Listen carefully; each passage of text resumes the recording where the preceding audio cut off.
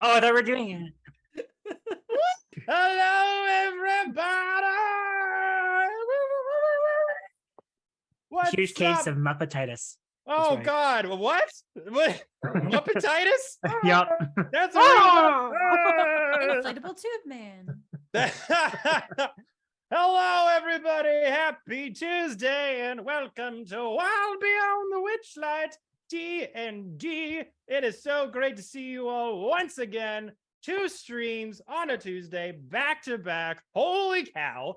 Very rare when this happens, but we wanted to make sure that we left you off on a good note because, you know, we wanted to make sure that with the crazy shenanigans that happened last stream, we didn't want to just leave you with that until the end of the year, because this could potentially be the last Witchlight stream of 2022, everyone. I know it's a little early, we're not in December yet, but I am going to be off to California next week, to the land of Los Angeles.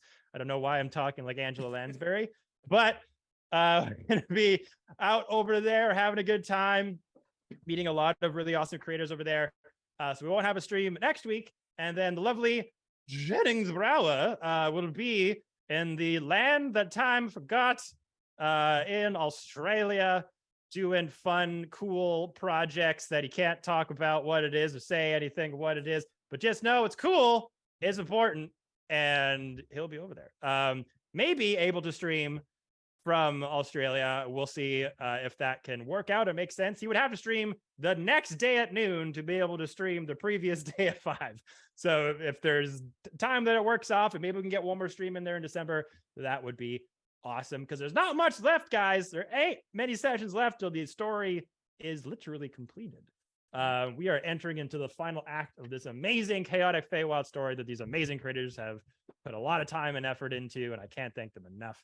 But before we get to all that for tonight, let us do what we do every week here on the Dicecream Twitch channel, and that's shout out the Dicecream sponsors, everybody. You know them, you love them. They are C4 Labs, everybody. C4 Labs make amazing TTRPG accessories for D&D games and anything that has to do with dice. They make great dice trays. They've made some awesome ones of our logo right here. Oh, look at them being presented by all these lovely, lovely people. These are all available in their store right now with a lot of other designs and very cool themes. Some from Halloween still may be on there. Lots of other cool designs like this one that I love with all the cool slots for your dice and everything. Very good stuff. We love them. They support shows like ours and other TTRPG entertainment. So do yourself a favor. Do the channel a favor. Do me a goddamn favor for once. And go over to c4labs.com and type in code Dicecream15 to get 15% off your first purchase. So yeah, thank you, C4 Labs, for supporting our show for almost 2 years now. We really do appreciate it. Okay, everyone. With the sponsors, shout out of the way. You know what that means. That means it is time. It is time.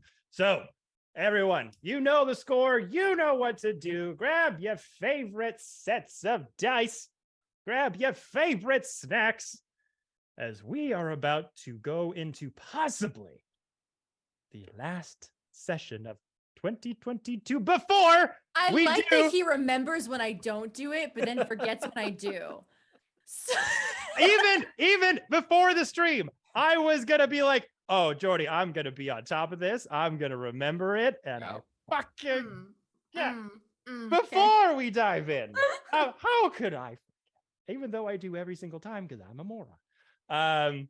We have our recap video, everybody. We have a brilliantly edited, wonderfully presented recap video that the great Jackie Elena Chan over here makes for the show.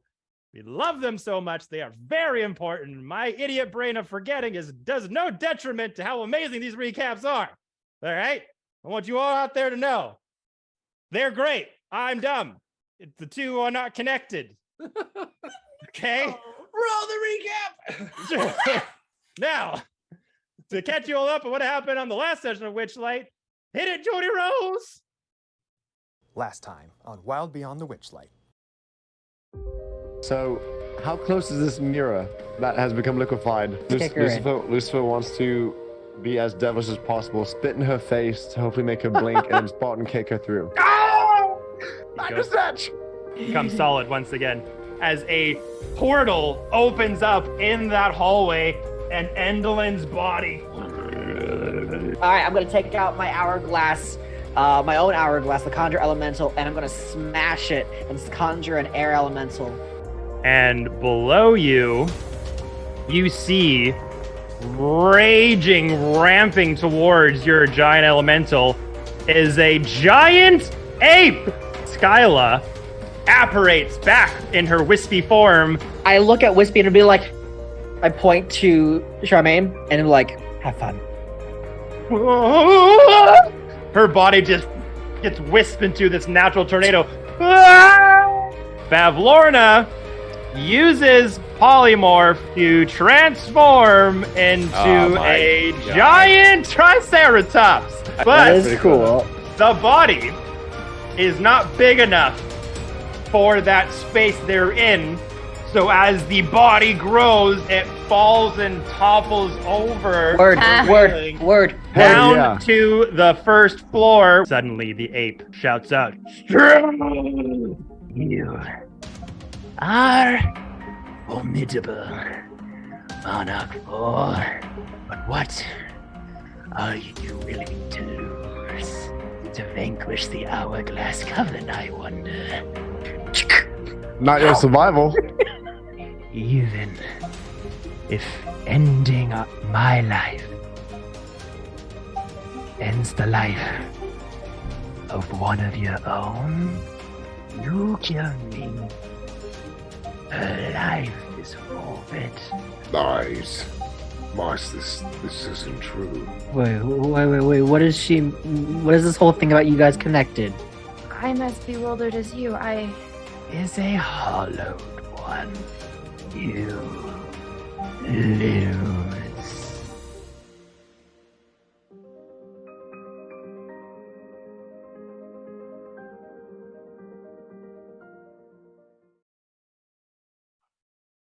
Okay. There you have it, everybody. Now you're all caught up on the insanely dramatic thing that happened last time while beyond the Witchlight. So without further ado, grab your favorite sets of dice. Grab your goddamn favorite snacks as we dive into. You all are my favorite snack. Hey, yo. Whoa. You know what, Shane? Just for that, and also I'm stupid. I also forgot. Everyone say happy birthday to Shane Wally, everybody! Happy birthday! It is Shane's birthday. How could I forget? I can't forget because I am stupid. So happy birthday, Shane. Just for that, you get to live tonight. So grab your favorite dice, grab your snacks as we dive into tonight's session of Bobby on the one side. Oh no. Also, should we Wait, level up what? now if we have not already? You will have to wait. I can wait gladly. No problem. Yes. So, as you saw in our awesome, wonderful recap made by Jackie Elena Chan, the Monarch 4 were presented with quite the quandary in the presence of two very roughly beaten members of the Hourglass Coven, Endelin Moonglaive and Bavlorna Brightstraw, both on the ropes, it would seem, after a very hard-fought fight with the Monarch 4, having changed out of their polymorph forms from a giant ape and a massive triceratops. Endelin Moongrave presented one last deal to the Monarch 4, and that deal being, leave this place, leave the lair of Moongrave, head off to the Palace of Heart Desire, where Zabilna is rumored to be held, and finish the quest you came here to do. They will give you a very straightforward path to get there, running on some animated cranes.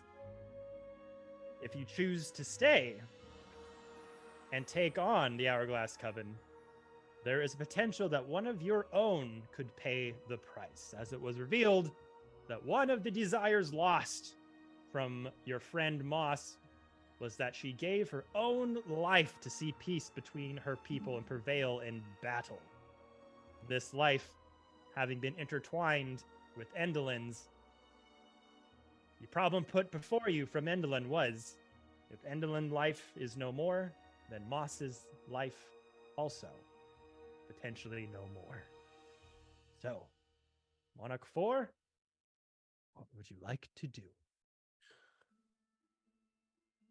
If I'm remembering correctly, Moss is in a mid swing. Uh-huh.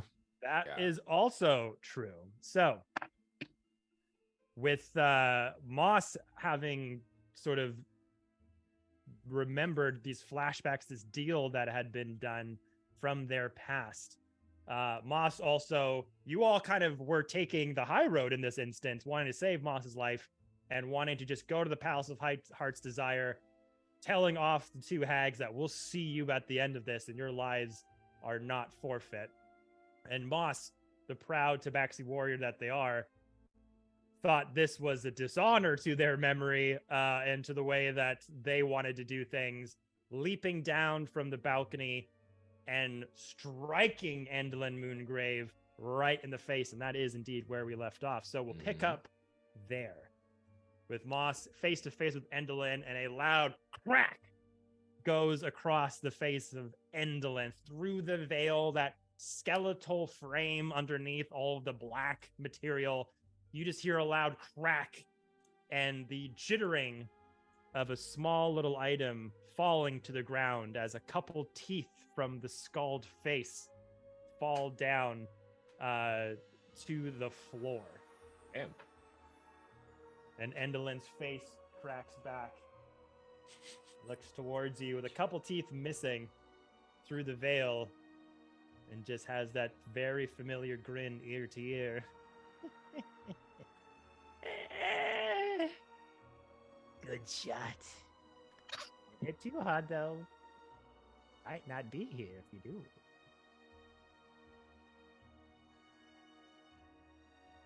I don't know what kind of check this is, but would I know with her magical abilities, if I beheaded her, could I have like a shrunken head on my hip and still survive?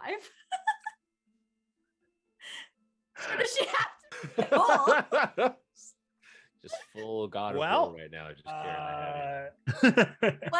like I don't think you need a Jennings- medicine check to know that if you decapitated somebody, they would be dead. You never know. I'm so upset that magical hair that we got is so latched onto that goddamn fence and can't be used to just tie her arms behind her and get stuck that way.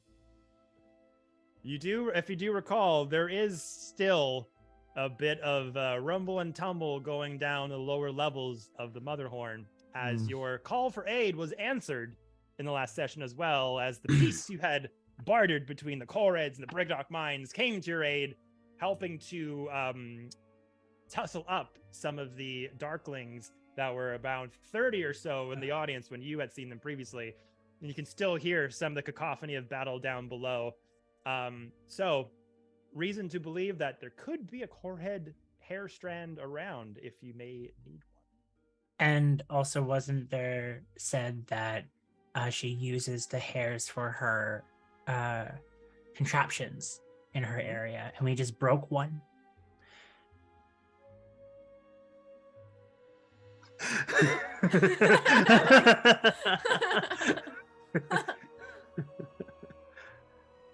So, as Endelin is face to face with Moss, looks up towards you, Bevlorna behind her with that still moistened, glistening, swamp-like dark green skin, not knowing how is she still sweating and water arising out of her body inside. But Oozing. Endelin, looking at you, looks up. Well, Monarch 4, what is your choice? Lucifer sees Moss slapping and tell how royally pissed she is. And he'd also like been very much on the fence of like, if this is what Moss wants, like I'm 100% aboard. It was more so the rest of the team that kind of convinced me to not. So seeing this, Lucifer wants to go ahead and loose an arrow, like he was considering doing before, at one of the sisters, whichever is not closest to Moss. Oh fuck. Okay. So it is. He's now like the team told him to like, hey, no, we can hold off, but then actions speak louder than the words. Seeing Moss stand her ground to it, it's like, cool. That's kind of what I needed to hear the entire time. Boom, arrows, bows back out and fires. You're attacking Bavlorna. Whoever's not closest, just in case I miss, I don't want to hit Moss. Okay. Make it a surprise attack roll. Ooh.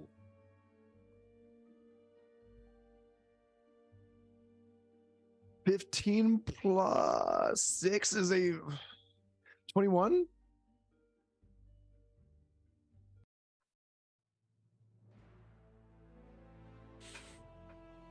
Okay. Changing music, I always love it. As Endelin looks up to the Monarch Fall, what is your choice? You all just kind of look at each other, and some of you are wincing, some of you are not ready to act, and Lucifer just Bavlorna, skulking behind Endelin, looks over. Arrow straight in the left bulbous eye of Bavlorna. Endelin looks to all of you. So be it. Her form starts to change back into the giant ape. As you see Bavlorna's body start to grow in size once more, back into the giant Triceratops. And we're back into the battle, everybody. I knew there was a warrior among my team. I'd be looking at the moonbeam, just like, I'm not a warrior. Moss say that. Sorry, I wanted to save you.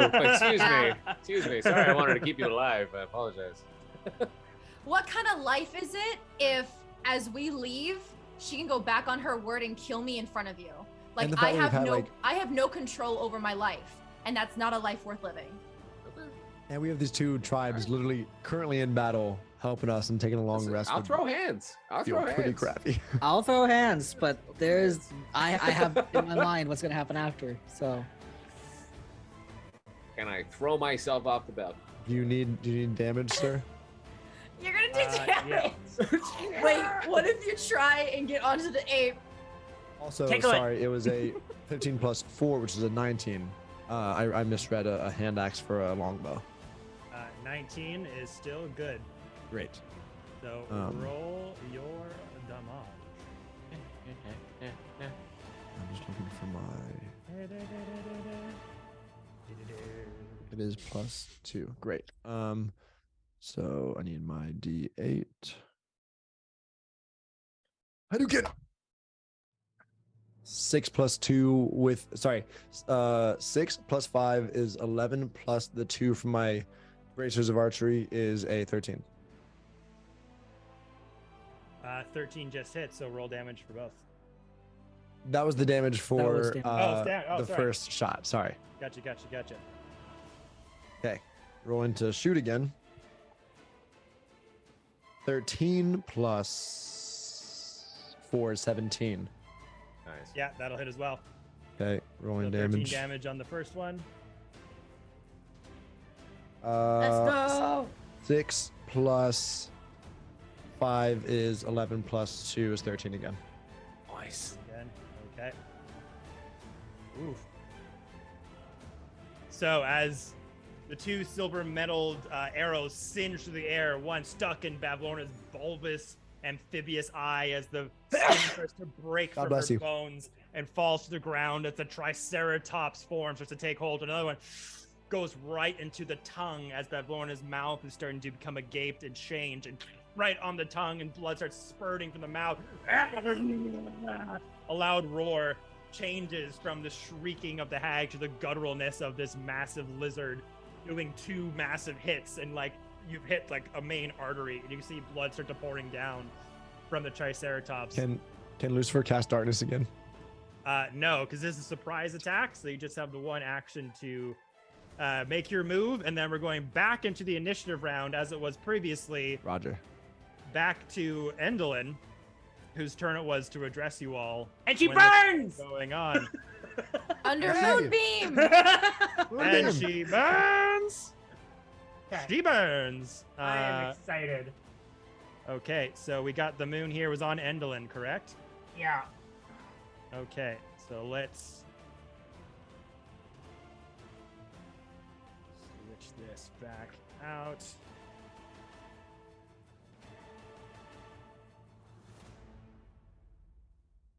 If they're just able to fit in this as their forms kind of move around. And with this polymorph, they're now back up to full max HP, right?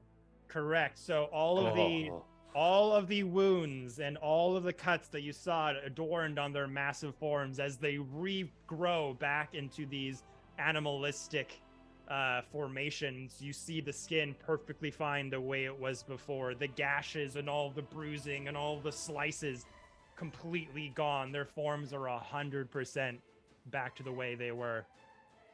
Sweet. Cool. We'll just have to remember to just hit them a lot so they break their concentration. Got that going for you as well. Yep. Okay. Does So with that that- arrow to the tongue distract at all while she's changing? I know it's a surprise attack, but maybe that surprise could. Actually, I'm grasping for straws.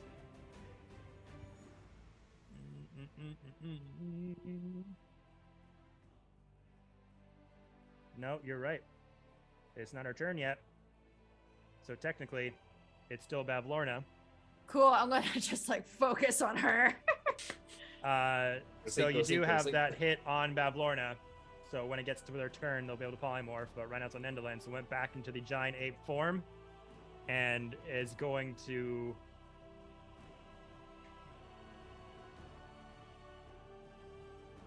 Yeah, all of you are at the top, but can see Lucy firing down those arrows, and in defiance and anger from her way not being met, just reaches down to whatever's left of the granite rock below,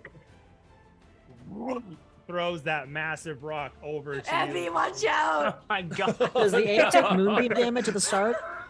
Yeah, so they'll take that moonbeam down to the start of their turn. So that happens before the throws, so in case the concentration might have been broken. Gotcha. Correct. Okay. Yeah. So, Abby, you want to roll your damage for. You need a Constitution save of 15. Right.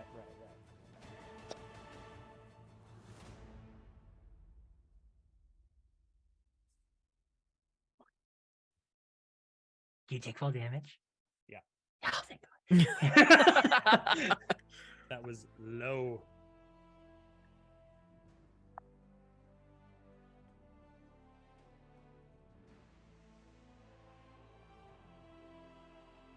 $15 points of damage. Nice. Okay, 15. Yeah. And then.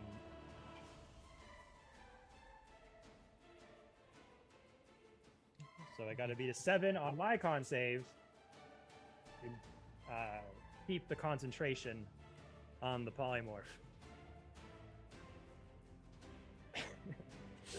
All this posturing and this fucks up. I'm like a big old poopy face.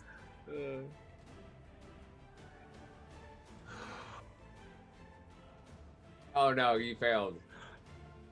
That's Was it a so- 1? Was it a that's- 1? Was That it a is, 1? that's so good. Essentially, like if he failed that, Oh! Either That this is the moonbeam biggest didn't success just he's do ever done, 15. or the biggest fail he's ever done. That means that they have to No. turn back into themselves Right, if that concentration's means- broken. Abby's moonbeam technically did like over 100 some damage. Hover of the moon. The dice tell a story. That's what I'm saying. Oh, it's No, a It's black a massacre. And it was a black moonbeam this time because Abby did level 3. I rolled a 2 on the first save, and I rolled a 2 on the second save. Nice. Oh my god. So there's the save of a fucking giant ape. Fuck. Okay. Yep. We're gonna finish this. No more hags. I think him throwing his chair was the first readable reaction I've gotten from Kevin. No kidding. So as Endolin starts to reform to that giant ape, their massive arms start to grow hair all over. The black veil starts to rip apart. They start digging into the earth, and with the moonbeam kind of reflected off from the massive damage that it can do to allow this conversation to happen, Ebby just said, like, sees that giant ape picking that rock and, no, you don't! Just closes their winged fist as the pulse of the moonbeam just shines brightly from the translucent dull light into this beaming white light that all of you have to, like, turn your eyes away. The frustration from Ebby flows through the moonbeam and just crushes Endolin's ape form straight into the rock that they were trying to pick up, and their head smacks against the rock, dazes them, and you just see their form start to sink back into Endolin. The poly does not take effect. Ebby, you are Beauty. the weapon! Oh, it's so great. Oh, it's so great. Awesome. Well, shit. Okay. Full No. throttle, baby. Just beaming him. Just beaming them. Okay. Yeah. That's her turn. That was her turn. Arctreon, your turn. Sweet. She is definitely going to fucking move. Moss is blocking the way. Cool. Hey, yeah, move past me. Go ahead. I'll just like help you with my glaive. Totally fine. Hey, go ahead. Yeah. Just like Go for it. Sure. Let me clear the path for you. let me just like God damn. This is predicament.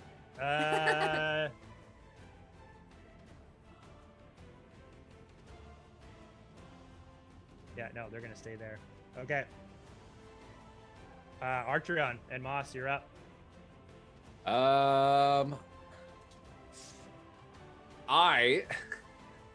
I am going to run past Quincy, and as I'm going to literally jump over the railing backwards. Jesus And Christ. I'm just gonna give like Wait. waiting. I fucked up real bad. Because Bavlorna.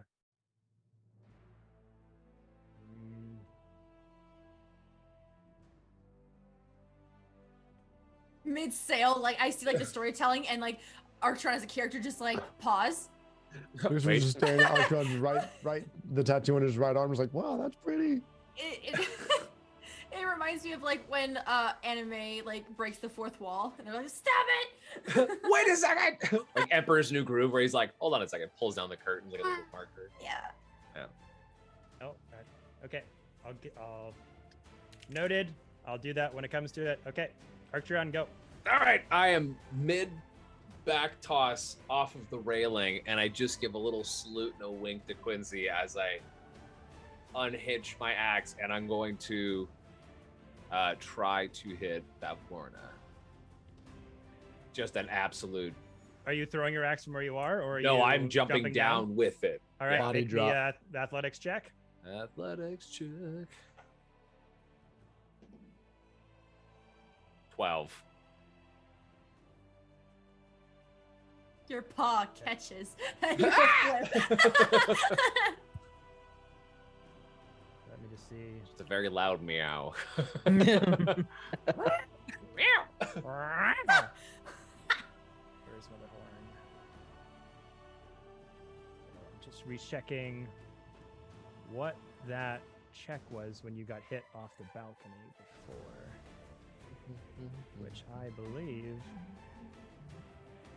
Wait, Jordy, does he have any brand new inspo as he's falling midair? What's funny you is I have a still- lot of channel points, so I can give myself inspo. No, I'm just kidding. Well, you're raging, right? Uh, Doesn't the bib give you advantage on strength checks? Or He check goes straight max on straight? rage as he flips Yes. backwards. Yeah, it does. It does. Reroll attack damage. Yeah. Yay, So Jordy. make another one. You have advantage. Hey, Jordy. Okay. 13. Literally just watched my 7 roll over and I was like, good. So here's the thing: you Thank you. jump off with the axe because now the heat of the battle is ensued, and you're like, we're seeing this to the end, and that just gives you an extra kick of adrenaline. The veins in your neck are popping in and out, beating with the blood that's pumping into your own heart, and you go to leap off the balcony, but your back paw just hits the stone balcony, and you start to kind of dip forward a little bit. Yep. Do you want to land on top of Bavlorna, or are you going for Endolin?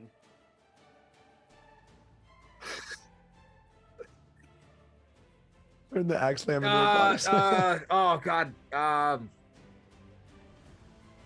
don't know. I actually don't know because I don't want to kill Endolin. If I do, let's go Bavlorna. Yeah. Okay. Is that I okay? don't know. 20, Like- you're 20 feet in the air, so you'll both take fall damage. Okay. Great, Smusher. He's gonna take fall damage from you landing on top of her, Okay. and you'll take fall damage from falling. But I'm gonna split the difference between the two of you because you're kind of landing on her to cushion it, kind of thing. Yeah. But you're going in for a strike as well. Yeah, I'm gonna go with my great axe. Okay, Just so to, make like- your attack. Okay.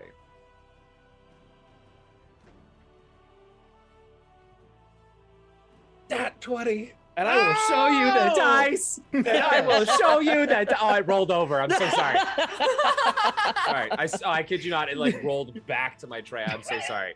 I did 100% get a nat 20. I swear to God. So, Get excited. I'm sorry. because this was the thing I was checking up on, Okay. Bavlorna was not able to do the polymorph back into her form. It's not her turn. Okay. Which means those 2 hits that Jennings didn't go to the Triceratops. They went to Bavlorna. So, Aiden, as your hulking Leonin body tips off the top balcony with red lightning striking off of your wild magic surge into the axe, how do you want to do this? You've just Let's killed Bavlorna by strong. Let's go. Okay. She was hurt. Oh, I'm ready. I'm ready. He was hurt. I'm ready. I'm ready. So I trip forward. And with my athletics check and my athletics and my acrobatics being a little good, I use the swing of my momentum and do another flip, and I extend my body out like a pencil drive, and I land right on her chest. And as I land onto her chest, the axe goes right, like I'm trying to cleave like a piece of wood that's between my legs at my feet. Yes, there's the warrior I know. Amazing. like, Like, you and all- for like the concrete breaks a little underneath her body, you know. Yeah. Couple So you all see, like- And there's like a big old like thunder. yeah. Yeah, it is. A little lightning. So instead of Aiden, instead of you kind of jumping and doing a big leap like this, it's more of like a dart, like an anime. Like, Yeah, so I tripped, rolled off the top, and then once I caught myself in a good dive, I just pencil drove. He Kamehameha there, but he's a Kamehameha. So with I am your the one who- feline, with your feline agility and reflexes, all this adrenaline surging through you, you just kip up, got the great axe on up top. Your foot trips on the balcony, and you do a bit of it, but you let your momentum flip you forward, able to then kick off with both feet as you kind of go like this and dive down, ricochet, and it's almost like a streak of red lightning as you see Archeron pull it forward to Bavlorna, and the instantaneousness of the body just diving like a dart and the axe hit are like simultaneous. It is like someone fired a crossbow from a machine as Archeron just bullets down Bavlorna as the hammer of the axe goes right into the grok of Motherhorn and cracks and splinters from where you hit her in the head. and like a pulse wave of energy beams out from the hit as dust and rocks kick up all around you, and those of you just kind of see fog down below from the balcony, and as the dust clears, you just see Archeon. Yes!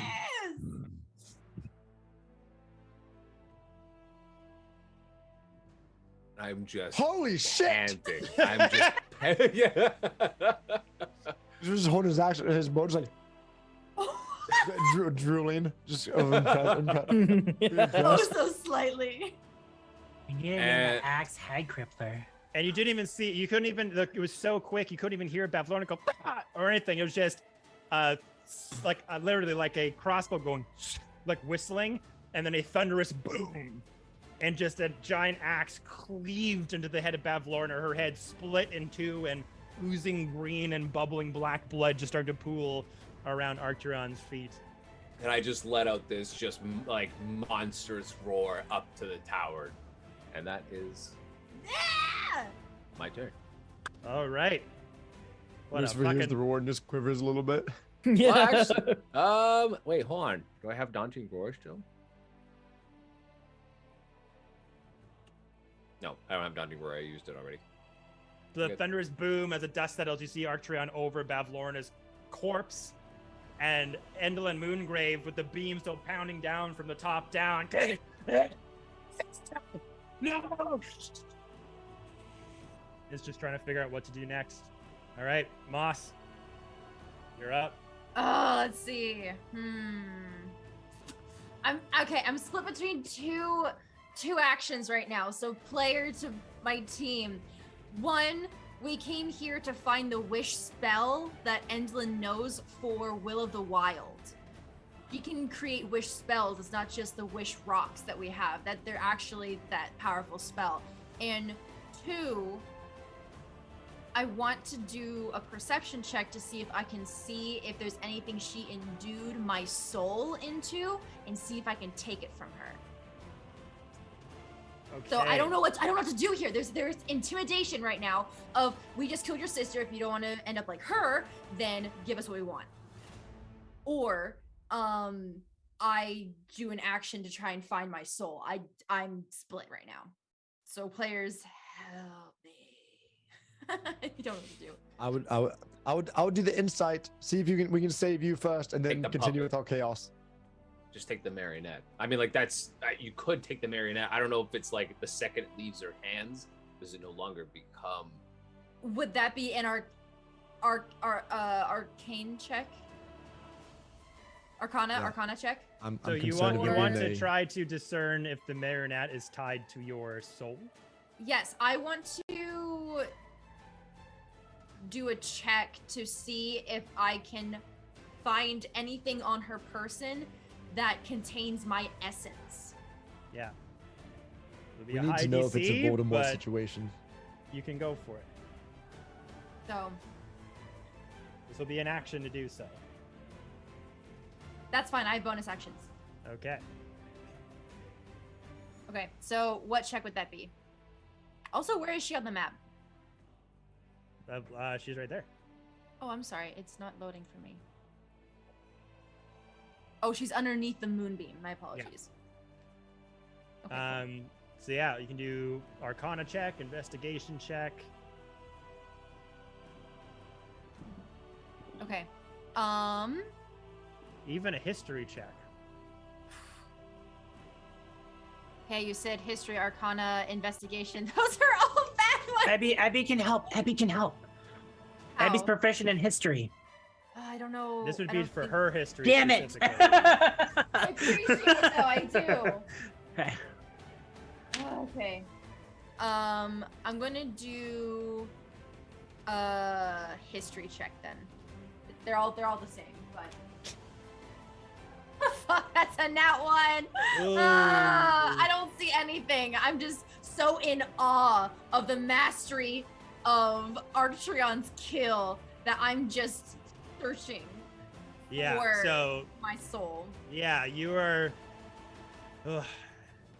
You're pretty much like You're not sure if the marionette is tied to you. You're not sure if it's another thing. You know they're hags. You know they're tricky. You're not really too sure if you even take it away, will the connection be severed, or will It may that not even like be on her. like unplugging a vacuum? Will the whole thing just fall apart? You're not really too sure. Okay, so I think becoming re-inspired by the animosity of my team after previously feeling abandoned by them, I'm just going to take my bonus actions to do a flurry of blows, key point, and then yeah, I'm gonna do a flurry of blows to try and hit her. Flurry of blows, okay. Nat 20! Let's go! I took a picture. Okay, Jackie coming in to kill herself. What the fuck? And since that hit, I want to use another key point, my last one, to do a stunning strike. Okay. Just to beat a DC 13. What a day for me. Okay. Constitution? I believe so. Let me look. Stunning strike. Where is it? Con save. Yep, DC 13. Oh. That was almost that one. That is like a 23. Dang it. Okay, so not stunned, but I am going to hit her with my first hit of Flurry of Blows. So that is... What is it? Unarmed strike. That is 7 points of damage for the first hit.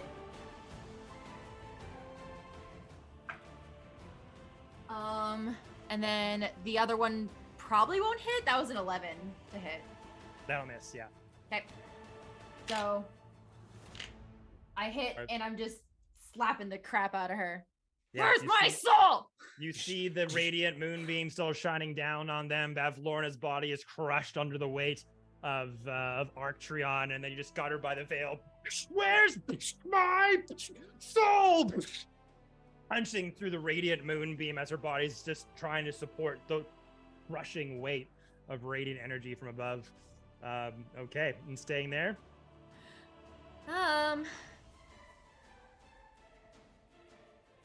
I don't know where else to move to. If you stay there on the next turn of my moonbeams there, you'll take damage. Oh, you're right. The yellow part is okay. The moonbeam. Yeah, it's only on Endelin now, right? So you just have to get 5 feet away from Endelin. Shit. Okay. If I move right here, come here. In this square, will she get an opportunity attack on me? You're still within her range, so no. As long as you're like within that 5 feet around. Okay. It's when you pull away from the 5 feet square that she can lash at you. Okay. I also just want to not be in the moonbeam. Would this not be in the moonbeam? The moonbeam is 5 feet, right? So it's only centered on her currently. So you're not in the range of it. Oh, okay. I misunderstood. Sorry. Yeah. Okay. Yeah. It like fits over like one person in the 5 foot square. Yeah. I'm just staying here. Okay. Lucy. Okay, so feeling like having two of our best fighters down there with her, I'm just gonna stay up here and keep firing arrows. To stay out of their way, but also to it's working right now, so I'm gonna keep doing that. Okay. All right, so I'm gonna roll both for hits, and then I'll do damage after. If you say nat 20, I swear to God. No. 8 plus 4, so a 12. Miss. Okay. That's a 12 plus 4 for a 16. Just misses. Oh!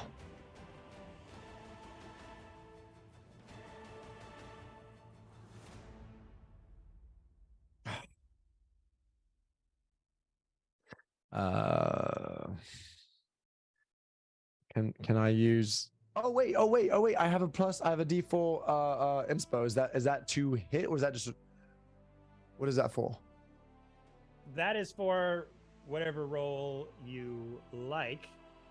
Can I use it to make that 16 a 21? No, a 20? Roll and find out. Oh, cool. 16. It was 16 before, so what did you roll with the D4? A dirty 20. There you go, that hits. It's a 16 plus 4 of the bow and then plus 4, so 24. Yeah, that hits. Roll damage. Do it. 8 Fuck her. is what I need.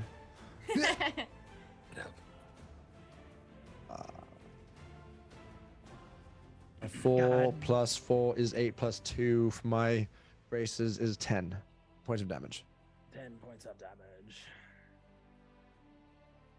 Okay, so yeah, you go shooting from the top down as the radiant beam is kind of blinding you for a minute. You kind of shoot wide, but it's like staring into a flashlight. You just kind of, it's hard to hit the first time. You just kind of steady yourself. Come on. You just hear another shriek and shrill from the bright light above. You're also trying to make sure you don't hit Moss. It's kind of hard to see the two of them with this blinding light down there, but you do hear a bit of a shriek. You confirm the hit that you just put down there, and then you just ready another silvered arrow, ready to go. Cool. Okay. And then Lucifer's going to shout out, "You guys got this down there?" Oh yeah.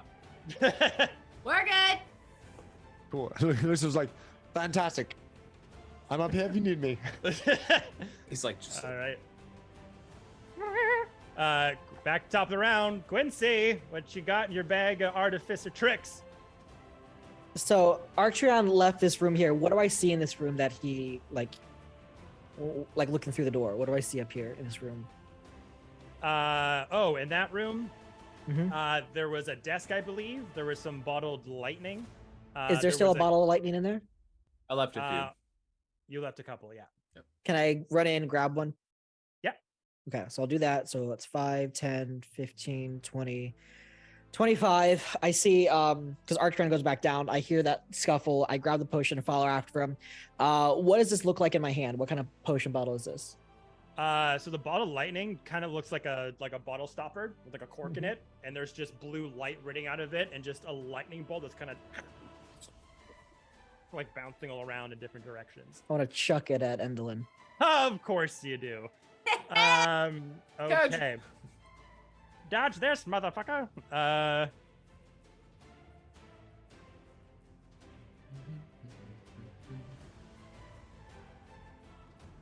Okay, you can hurl it 30 feet.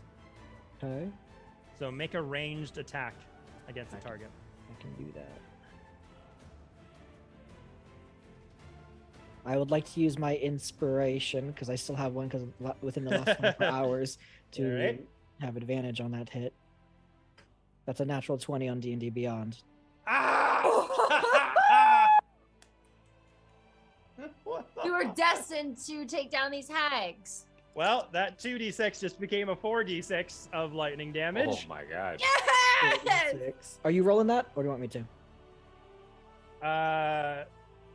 That's up to you if you want to roll it. I'll check Either it. or. It's only 10. 10 points damage. Okay. Mhm.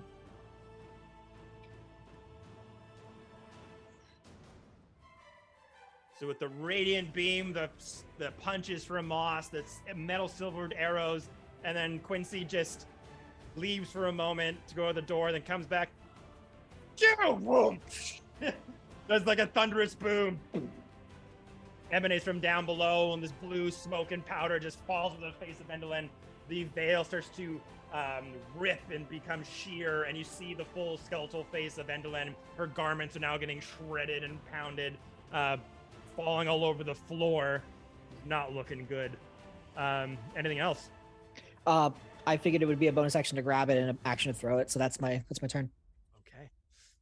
They're moving on to Ebby, controlling this moon beam. So she has not moved, from what I can recall. She's Just staying right there. So I'm keeping the moonbeam where it is. Mm-hmm. But Abby, after hearing everything that has gone on this entire time and feeling for Moss, Abby is going to inspect on the marionettes inside her to see if one of them has any form of magical properties that can contain a soul. Okay, Arcana check or intelligence, up to you.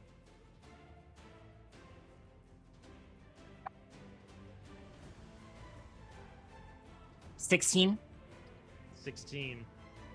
So when that mannequin was revealed, there was a particular sort of sheen to it. There was an oddity vibe to it.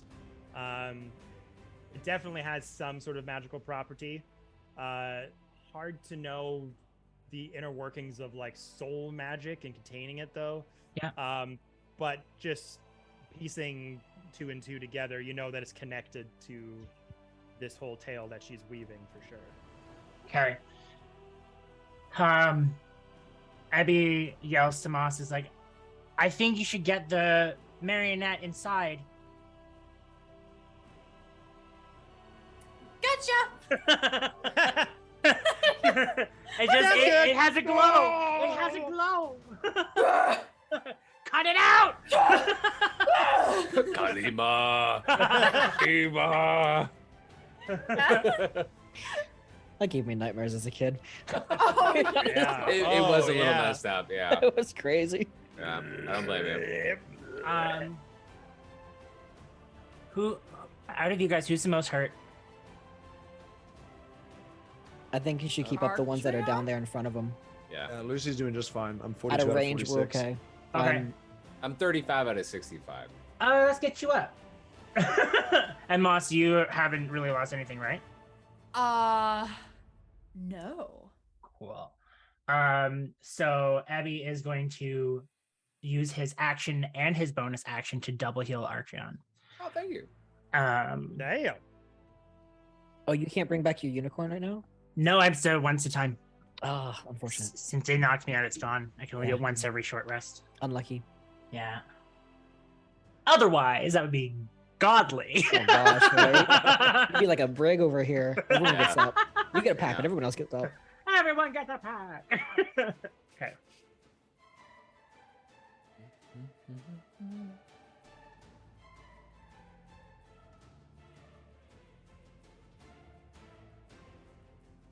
You get healed for 12 points. Thank you.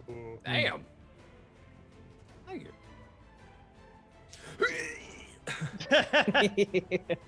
As the radiant moonbeam's going down. Oh, actually, one sec. I have to. One sec. I have to change that. I have to change that because yeah. Okay, sorry. I have to change that.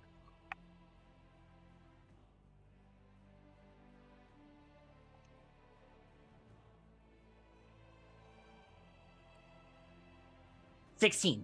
What? Because I only had one level 1 slot left, so I had to use the level 2 slot. Oh, there you go. Ah. Okay. Was that healing word or? Yeah. Yeah. So you had the radiant beam going down on Endolin. Parts of her body are starting to get ripped up to shreds. You chirp that same siren song as before, and Archeron's body that's been bruised and weathered and scarred just starts to slowly heal up like the Weapon X Wolverine that he knows how to be, and the blood in the fur starts to become lush, and all that's left behind is just the blood that's continuously pouring from the leather bib that he's currently wearing. And I no longer have an upset stomach, so that's always That's good too. Yay. That's good too. Okay. Anything else, Abby? No. Abby just is watching very carefully on the actions of Endolin. Okay. So, as we come down to Endolin, bottle of lightning smash across the face, Moss punching them in the face, a radiant moonbeam careening down on top of them. And she just starts to freak out and makes a beeline for the stairs. Is it the time for turn to shoot Moonbeam? So yeah, she'll take the moonbeam damage. I'm like, if we're gonna keep this fight going, I'm making sure we like that boom. Oh no. siphon. I'm just letting you know what she's up to before that. So yeah, con save again, right? Yeah. Yeah. I think with each attack now, I'm just gonna be taking one of her limbs so that she can't cut the string. Got your leg. Got your leg. I got your nose. And get your hand. Con save that. Just scream. I got your nose. Way better because she's Endolin now. That's a 20. Ooh. If it's 20, yeah. If it's 20, just so you take half damage. Okay. All right. Ow.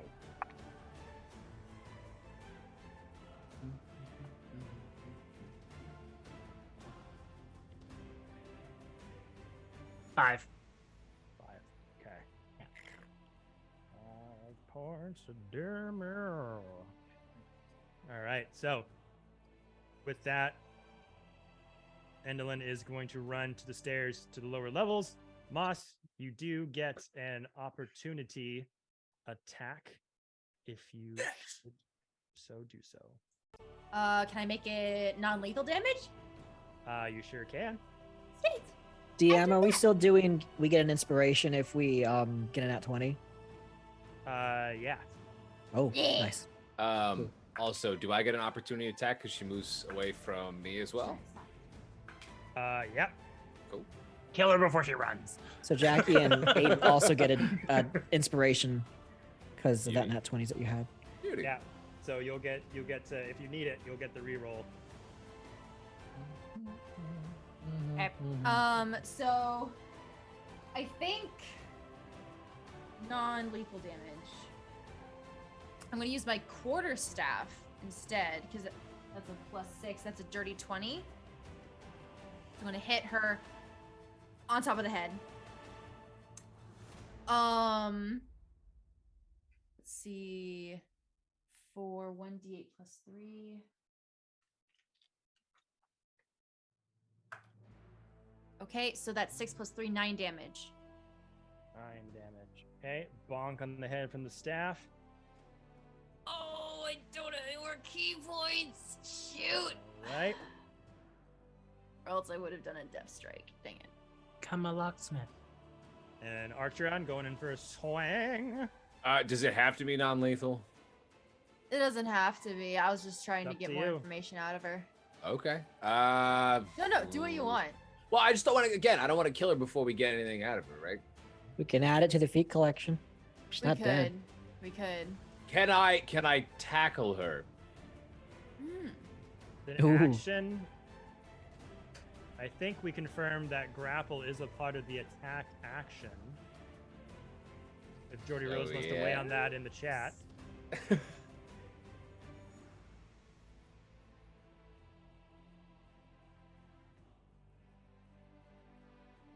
So an opportunity grapple. Yep.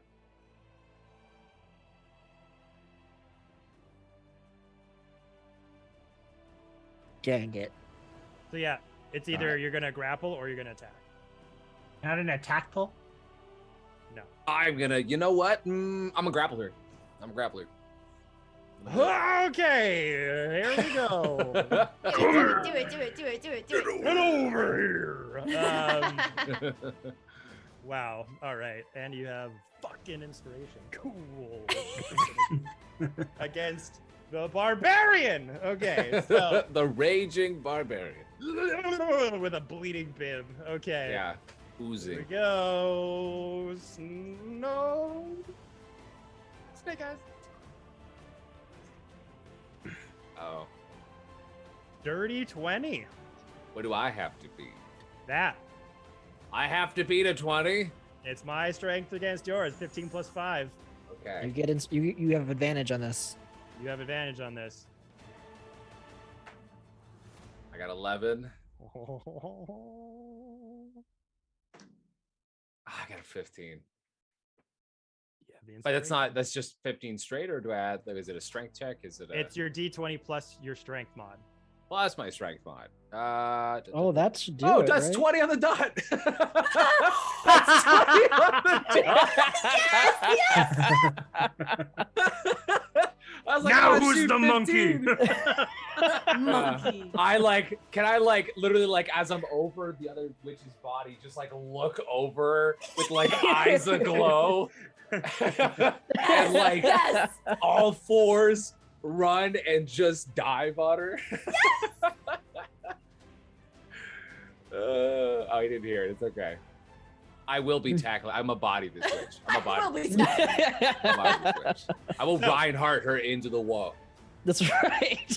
Pretty much. So as Endolin screeches that out, makes a beeline for the stairs down to the lower levels, Moss tries and whack hits them with their staff, but a bit in close quarters. So Endolin just kind of takes it and runs. And you're like, oh, no, you don't. You reach, grab part of their black dress, and it kind of rips for a moment. But then you grab the back of their veil and just pull them straight into you and wrap your massive... Just snatched her wave. Yeah. Yeah. Gotcha. Oh my god. And now you have their top part, the puppet theater and their undercarriage in full view, and you've got them wrapped in your giant Leonin arms. Right in your dress. Take the mannequin. Take Marinette. I got all strength is on just holding her right now. She's squarely. And her spindly skeleton-like arms are trying to move all about those very painful and stinging razor-sharp lines through the puppet lash that she does for an attack, is trying to just reach onto you. You're like, oh, look, calm the fuck down. And you're wrestling Just around. just headbutt her like. Yeah.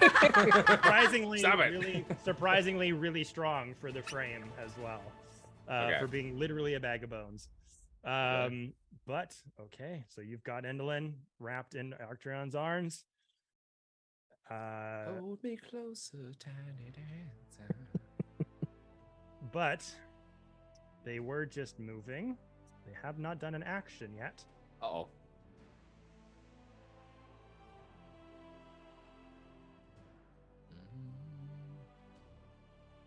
Let me just see. I believe they can still attack. When grappled? But Yeah, disadvantage so- okay. though. Or Uh, when grappled, don't they have to use their action to get out? So the difference between grappled and restrained, Okay. grappled means your speed is 0. Got it. You're basically just like stuck in place, but they can still like move their arms. They could get a knife and stab you. They could like bonk That's you not on the good. head. Ah. So with that, with Archeron holding on to them, they're just squirming, even though they're a bag of bones with this giant, beautiful black sort of wedding dress on. They're like, stop it. Come on. They're able to get their hands free for just a moment, and those lashes come out and they scrape all along your forearms like violin strings just seeping into your skin, trying to break free. So they are going to do 2 puppet lashes on you. Not puppet lashes. Blink, blink. Now, one fucking shit dice. Love that. Do it again. What Do is it again. wrong with you? You try to turn into a giant primate. And a 3. Cool. Fucking great. Cool. That's awesome for me. Both miss. Okay. The lashes go right through your Leonin skin, and if anything, just makes you more pissed off. In the I'm tight squeezing grip. harder. Fuck. All right. Nothing takes effect.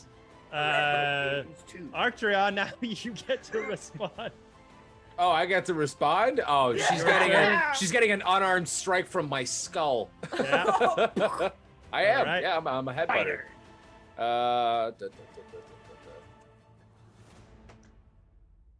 18 plus 6, that's 24.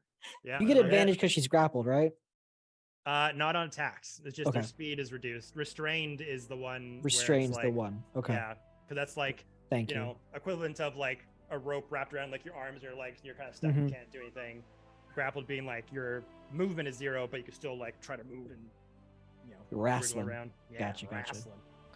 Just takes 4 bludgeoning damage straight. 4. Ow!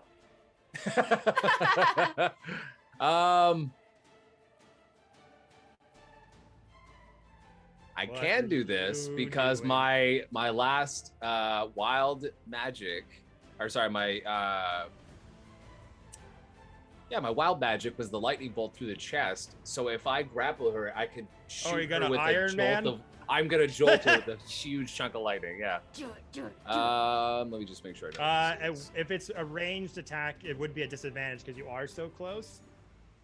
Because like with a bow and arrow, like if you're right beside somebody, it's disadvantage because it's like a bit Is jarring. it? But like it's coming out of my chest and I'm holding her. Is that? It is the mechanic of like long range Okay. next to somebody. Uh, We'll just read like for the surge. Does it have like does it say like ranged spell attack or anything like that, or does it just say it just comes from your body and Bolt of lightning shoots from your chest. Another creature of your choice that you can see within 30 feet of you must succeed a Constitution saving throw or It's a saving throw, not a ranged attack. Yep, that works. Okay. Okay. 1d6 radiant damage. You have to beat a Constitution of. Oh, natural 20. Never buy that. You don't have to make it. Yeah. Fucking counts right there. Jesus Christ. Okay, I think that's literally that's all I can do right now. Okay. Yeah, that's it. Besides, Besides, like, help! yeah, wriggling around the two like violin strings lashing your forehead. Oh, son of a bitch! Does Armador get to make a strike because he's on my chest? I'll stab her with a little dagger. Let me see. Oh my god! I keep forgetting he's here. I keep him In with her me like to. skull eye socket. Yeah, I'm This God. is goddamn barbaric. Yeah, I can pull that up. Let me see. I keep forgetting to put them to use in these scenarios. I'm just here for the ride, my furry friend. Today you fight. I will be directing traffic. Hit once, not twice. Okay. Army door. This is army door. Where did we find Armador? Armador was. If not, it's okay. No, I've got his stats here. I just need to find him. There he is. Armador the Dandelion.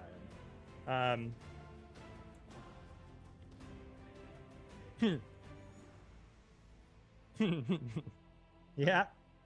He can hit with his rapier. Yeah, let's go, Armador. 'Cause he is close enough to hit someone since he's pinned to your right here. jacket. Yeah, he's been here the whole time. That is a 15 to hit, 11 plus 4.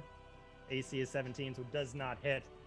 Okay. So as you've like got Enderlin, he's like, let me go, you brute! Flashes on your forehead, like, oh, stop it! Lightning surges from your body. She backs away from it. Bring her back in, just wrestling around, like, bring it closer! Bring it closer! I'll end your goddamn life right here! Come on! Come on! And just a little like leap, and a little pick is just trying to stab at her neck, and it's just not good. You're doing This the vile best. thing must end! The life must end now! This is why I keep him around. Okay. You wilting dissolute of a life form. All right, so that'll be your turn, Archeon. We go over to Moss.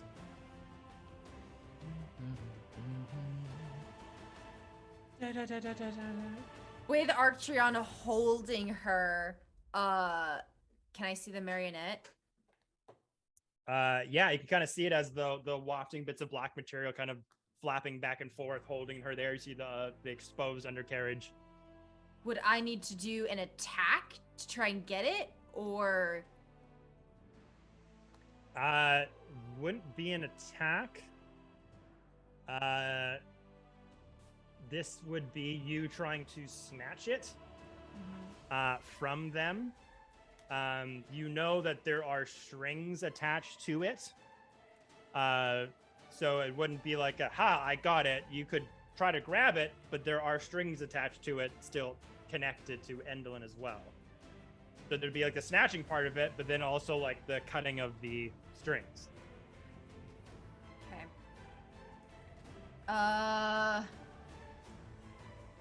But if you wanted to just like get it out from her undercarriage, you could try to do so. So mechanically, could I take my action to try and grab it, and then my bonus action unarmed strike to dislodge it? Yeah. So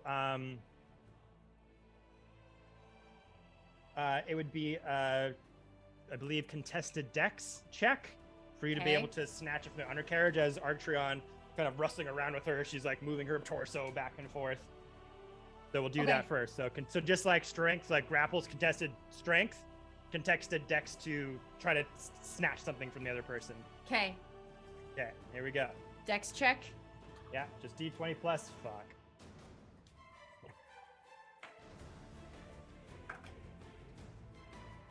Mine wasn't that good either. Mine was a 6. It doesn't matter because mine was a nat 1. So. Oh my god. Like, she's like kicking me, and I'm like grabbing at her. So yeah, as Archeron's got them steady and hold, you've got the mannequin that's carved to look like you in your grasp. Some of the strings still tied to the undercarriage, to her body. Okay, I want to take a bonus action to do an unarmed strike on the lines connecting them to her. Okay, so it'll be an attack roll against her AC. Okay. Okay, that was a 19 on the die plus 6, 25. The line's cut, and the mannequin is in your possession. I'm guessing I've done too many things on my turn right now to do a check. Yeah, that's action and bonus action right there. Okay, so now that she's grappled, Archer, I'm gonna go back. Sorry, Effie, I got it, and I'm gonna get out of her range. What am I supposed to do with this? Potentially kill her now. Every Squeezing class. her. Like, burn the witch. Burn him. Lucy, it is your go. Okay, so she's grappled by Octriana now. Mm-hmm. And remind me, Moss, you successfully have your little. I'm playing with the arms now. Yeah, Which we assume. we assume is the soul. You like I drop can't- it, you drop with it. You're like, ah. So it's Why I detached try it. from. It's detached from the witch, Fly with me. but we still don't know for sure if the witch dies if you die. Correct. Right. Do you guys think we should do an Arcana check on it to see if it's still glowing now that it's off her? Oh shoot. Okay, so Misty Step counts as an action, right? I think it's a bonus action for you once per day. Great. Lucifer feels like this is the most appropriate time to use Misty Step because, unlike his two feline Have friends, you used it in his battle already, though? Because I think you have. No? I don't not think Misty Step. I use Silvery Bobs. Right. Okay. Also, I just made my camera track. I don't want it to do with that right now. Intense. Right. So yeah, so Lucifer, unlike his two feline friends, he knows that they are just so agile and can take that fall and like be fine. Lucifer's like, this seems like an appropriate time to be fancy, and he throws his bow in the back of his thing, and he does this little like twirl thing and uses Misty Step to teleport down right face to face. Since I imagine Octron is right behind Enderlin. Yep. So Lucifer wants to appear right in front of Enderlin, like full demon rage, fire from his eyes, everything, to use intimidation to say, tell us right now, you witch. Is this soul attached to you? And how does it work? Because he doesn't know like the fancy way or like the scientific way to say it. So he just says kind of random things that are general, but like still to the point in the most intimidating way possible, in hopes that like in this appearance of like smoke and mist being right in her face, like with both hand axes to her neck, All right. that she is hopefully intimidated enough because he has high intimidation to Make your intimidation answer check. away from out of her. Just arrives in like a puff of like black smoke. Like, It's very like Nightcrawler, but like Yeah. black and red. Sweet. Okay, cool. My intimidation's so good. I kind of like think of like is it like the Dementors? No. I would like to share that I got a dirty 20. It was a 13 roll plus a 7 for intimidation. Nice. I got a 19. Quit doing this to me. Oh Oh my god. Nice. Ah!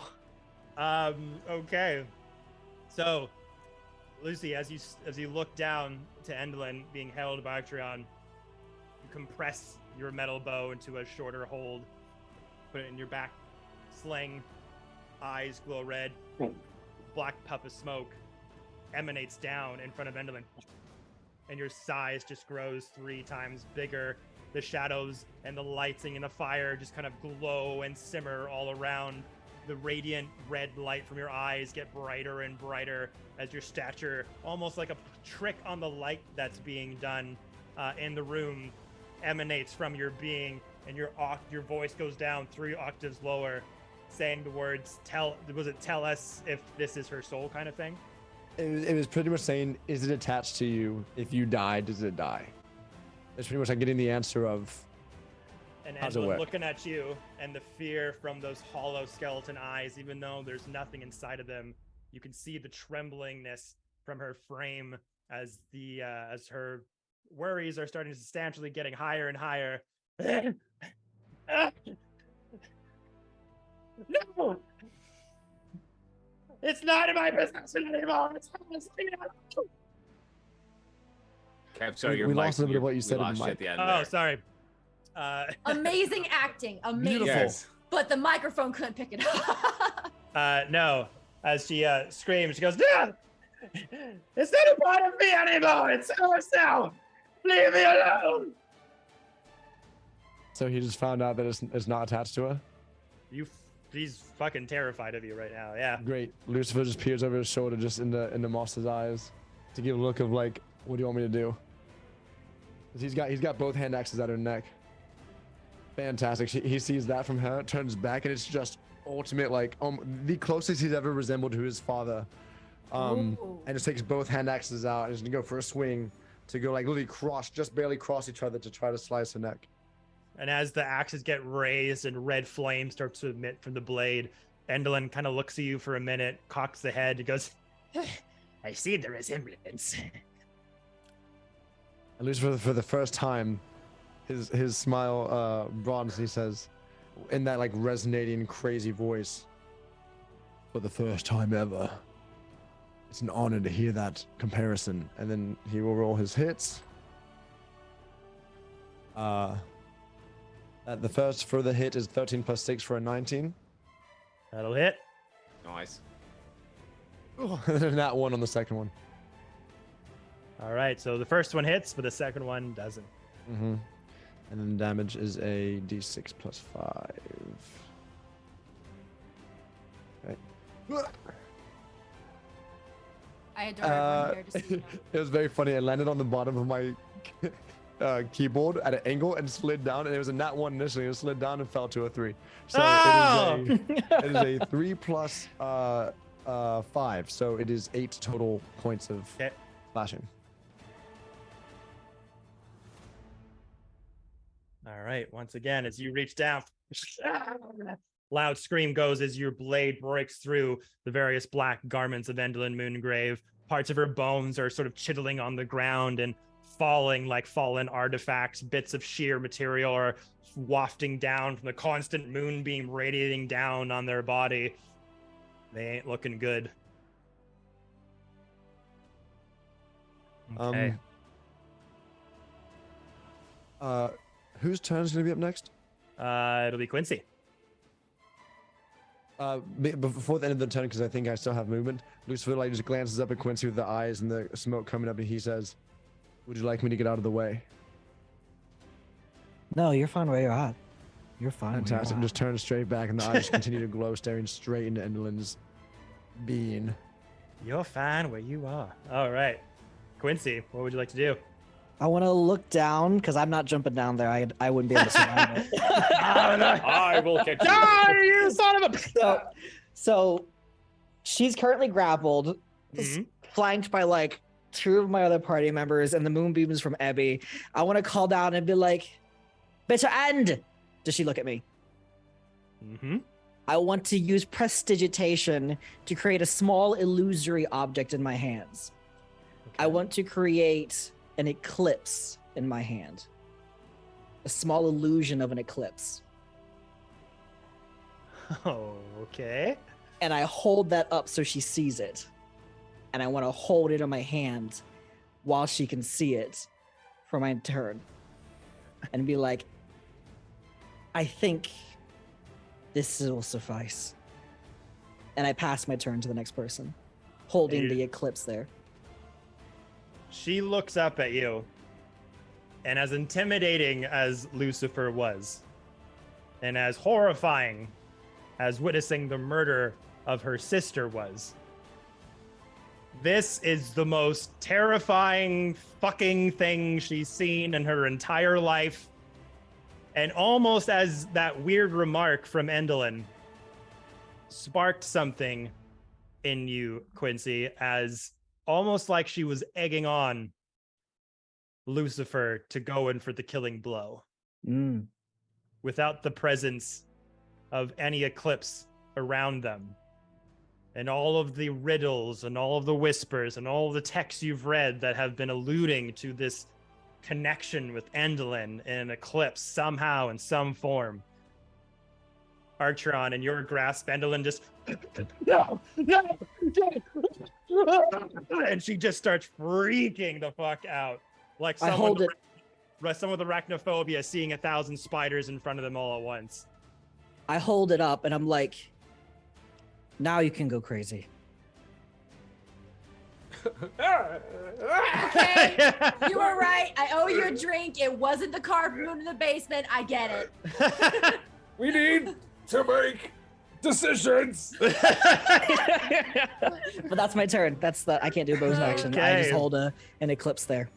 Great. God damn it. All right, Ebby. I can't do much without hurting people. So I think you should do it. I can heal too. I was gonna say, how much would it hurt us? well, I can either restrain everyone down there so that Archon, I guess, can let go, but she'll be restrained. Okay.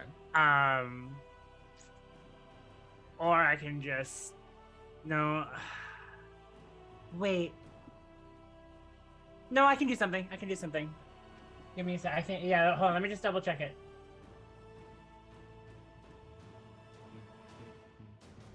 Okay, yeah, I can do this. Okay. Yeah. Abby is still empowered by the thoughts of being a weapon for Moss.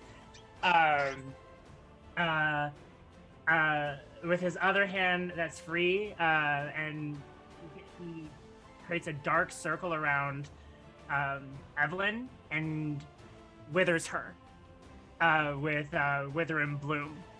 Nice. Mm-hmm. Nice. Okay. And so you need to do a con save for me.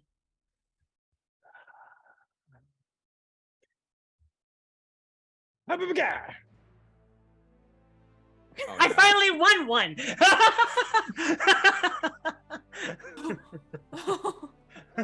Thank you, Dice. This has been like This has been awesome. a 6-week fight. Going for about 10 hours now. What's with these nat ones? Ooh, that's what we had last time. So karma. Okay. So yeah, it takes effect. Cool.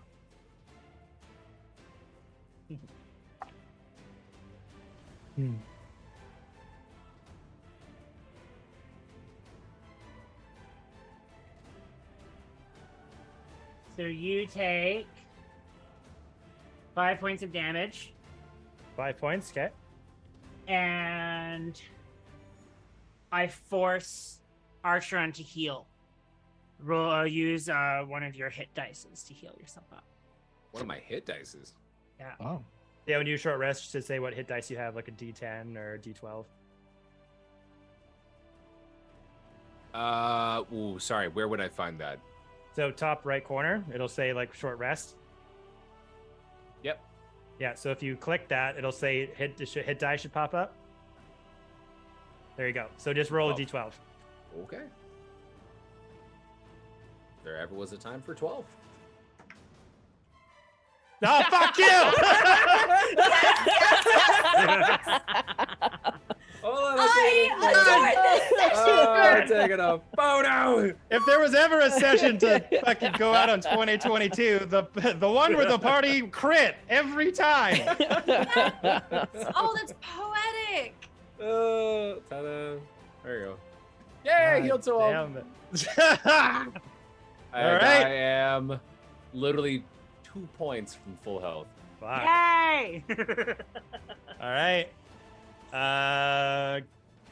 Take my unicorn. I'll do this. I'm like being healed as I'm like holding this. Like, get stronger sensation. So Abby just Moired everything. Yeah. I'm gonna squeeze as many references in here as I can.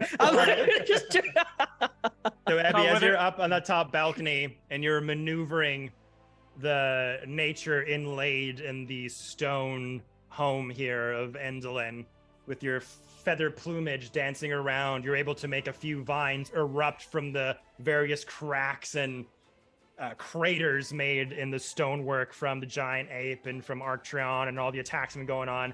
And you see 2 or 3 barbed vines start to wrap around the undercarriage and get into Endelin's bone-like structure and just start zapping the life force out of her as connecting vines grow from those and start to wrap around Arctreon's body, sort of intravenously giving energy from one entity to the other as Arctreon just starts to feel like super invigorated, like a really big adrenaline rush going through your body, and barely a scratch on you now. I promise that's a hand axe.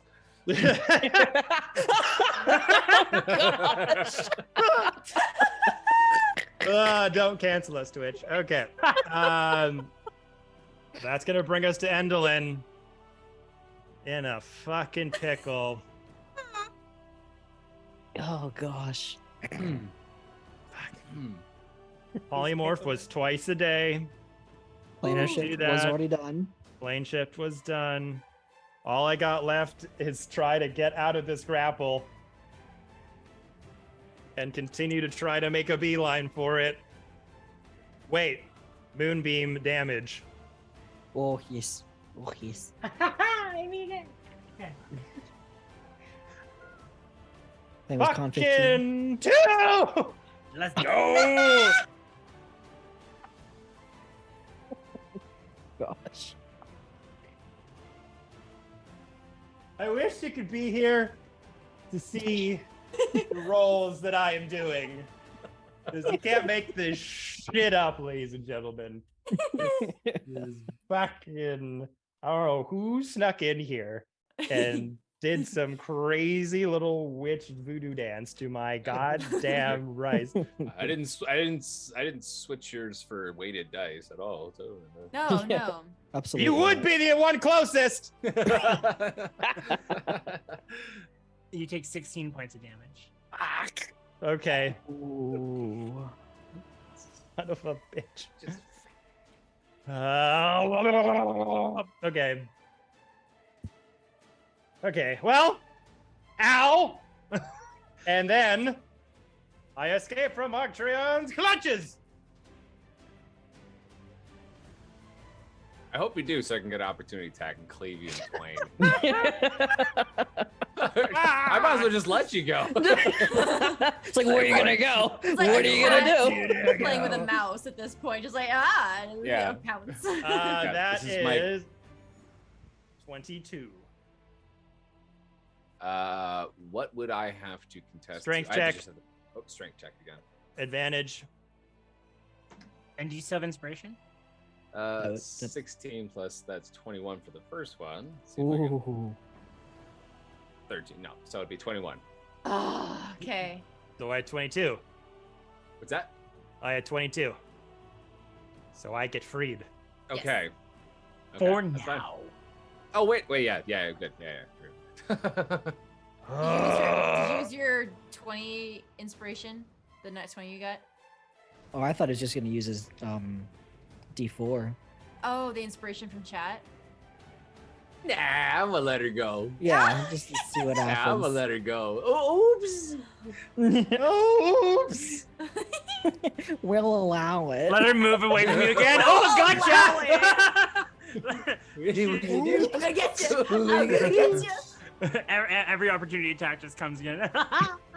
or as she slips away, Cats play with their food. Amadon just jumps from his shirt and just like strikes with a single-handed rapier blow. Oh. Oh.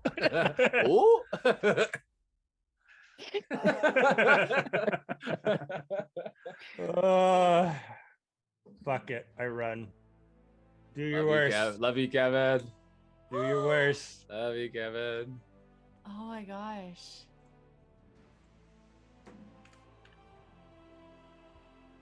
$19 to hit. Ow. Go. Roll. Wait, low. that was a 19 to hit. Don't you crit on 19s? You.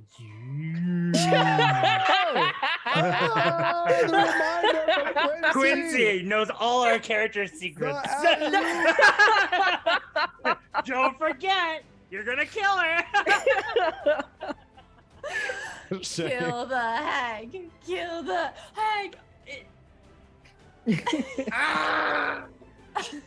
I really hope you get to kill it, because that'll be all 3 hags were dead by your final blow.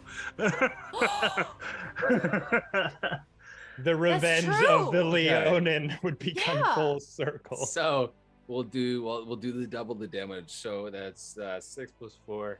That's 12. That's 24. Oh gosh. Like she just like burst out of the chest. I'm like, ah! Use her teeth on the ground. He's so overjoyed from healing so much and like Yeah. the successful things he's done. Round 2. Oh, I'm not taking my snack. Arctreon, Oh gosh. son of a bitch. How do you want to do this? Let's go. 3 for 3. Okay, for The fashion 3 and flair. time. Hag Fashion and flair. She just bursts out of my chest. I kind of give up at this point because I'm like, nobody's doing anything. And I'm just like, you know what? And she takes about 2 steps. And my axe is still in the ground behind me. I grab it, the great axe, and I go, woof. And I like long axe flip my axe, and it cleaves her. Not in the head, right in the middle of the back, just to knock her down. Just boom, stop her in her tracks. Okay. So as Endlin is able to finally just wiggle out of your grip just enough to get those extremely sharp lines out from the undercarriage, able to grab onto your bicep, and big lashes of blood rip down. It just starts to run as you just kind of look down as Ebby's magic is still pumping in from the vine. It goes, just closes.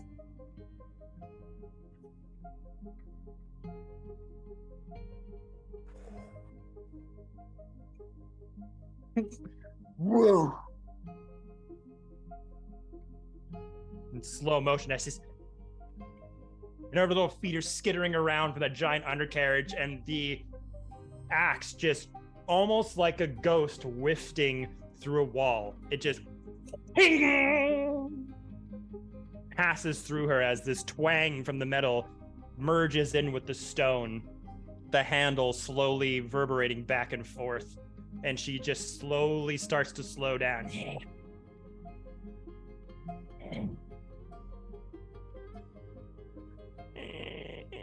Turns around to all of you. Anakfor. +1. What a joke. And her body just splits into one on one side, one on the other, as the bones inside just shatter in a million pieces. I immediately look at Moss, just waiting for something to happen, Mhm. like waiting for a sudden drop in character, anything. So I just like, You look over to Moss, holding the mannequin. And Moss, your body does feel this almost gravitational weight, like when you're in an elevator and it goes down very fast. You feel like your body is kind of floating for an instant as you're holding the mannequin. And as those bones shatter, the mannequin's outer layer vibrates at a very violent frequency and also shatters as well. As bits of the arbutus wood, the legs, the arms, the head, the torso, and almost a time stasis explodes in front of you and freeze frames. All the light in the room has dissipated, and all that stands before you is this glowing, effervescent, bright blue light in a spherical form. Just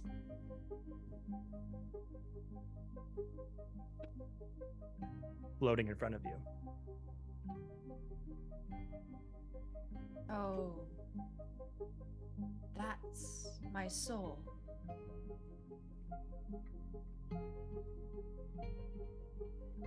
I head towards it. I reach out to it. Does anything happen? You sort of reach out to it and almost has this sort of burning sensation like when you touch something a bit too hot. And as your hand gets closer to it, it starts to cool and starts to feel warm. I'm gonna continue to hold the mannequin just in case. And I'm going Well, the mannequin shattered. The like mannequin shattered. The mannequin Oh. went exploded Okay. into a million pieces and then kind of like froze flame in like Got a it. time stasis with the blue light just bobbing in the center. Oh, okay. I'm gonna try to caress this orb.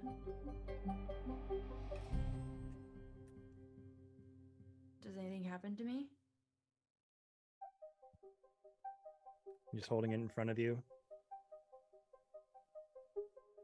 You feel it warm and cold exterior in your hands. Feel this energy pulsing through it that's in step with your own heartbeat.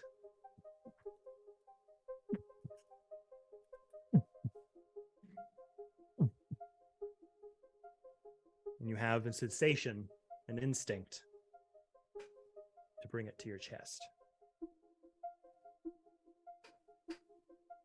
I look hesitantly to my team.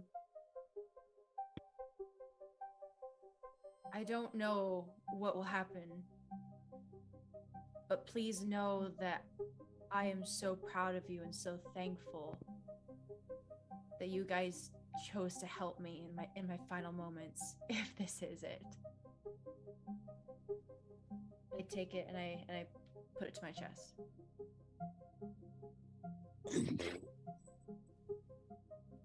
Almost like a burning sphere of energy, you lodge into your chest. This radiant blue light surges all around you, casting off this immediate shine that's hard to look at. Your body starts to raise up into the two-leveled column structure that you're in. All shadows are now dissipated as this light is just creaking around every crevice, around every corner. And you're looking up at the heavens as this beam of light, almost mirroring the moonbeam, shoots out of Motherhorn into the sky as it permeates through the clouds and into the dark sky. This thunderous boom goes out, and almost like a bright lit dawn is shining above, like the sun just decided to warp speed into a sunny day. And you look up through the tunnel, up into the upper plains, as these silhouettes of tabaxi start to peer into the tunnel and look down to you.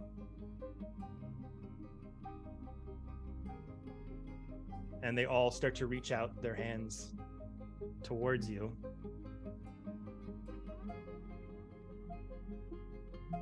Do you wish to see the quest done? Or do you want to rest and be at peace?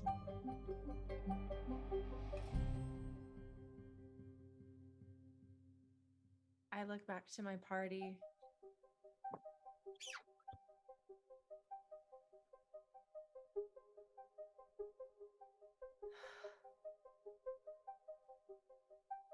I'm torn at this moment. I thought that being met with an end would give me peace.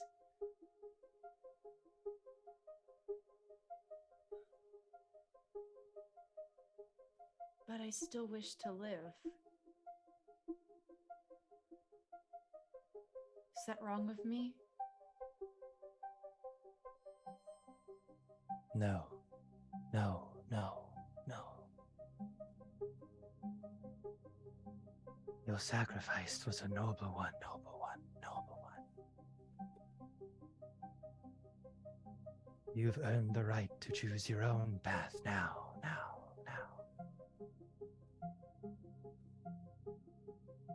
Your fate is in your hands.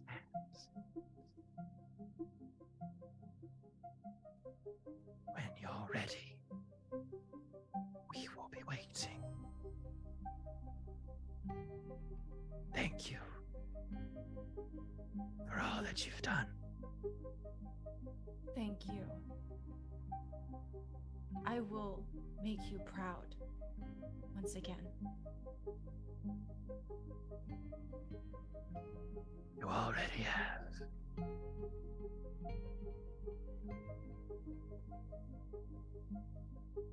The energy starts to pulse back into the sky as the beam kind of, the last ending of it raises to the clouds as the silhouettes back away, as that conduit closes.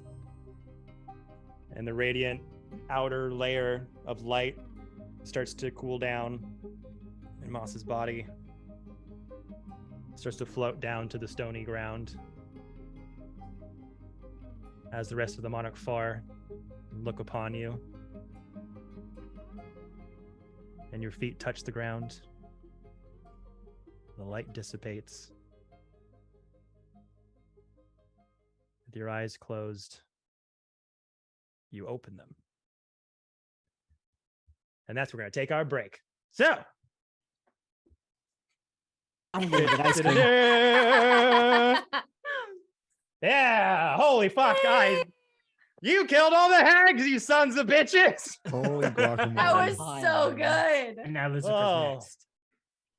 Well, we're going to take a short break here, everybody, to see where the Monarch 4 want to go from here, because there's still a Zabilna to free, but the hags, no longer an issue. Well fucking done. We'll be right back in about 5-ish, 10 minutes time, depending on how long we stop talking and eat snacks. But we'll be right back in a short while. So don't go anywhere, guys. Woo-hoo-hoo.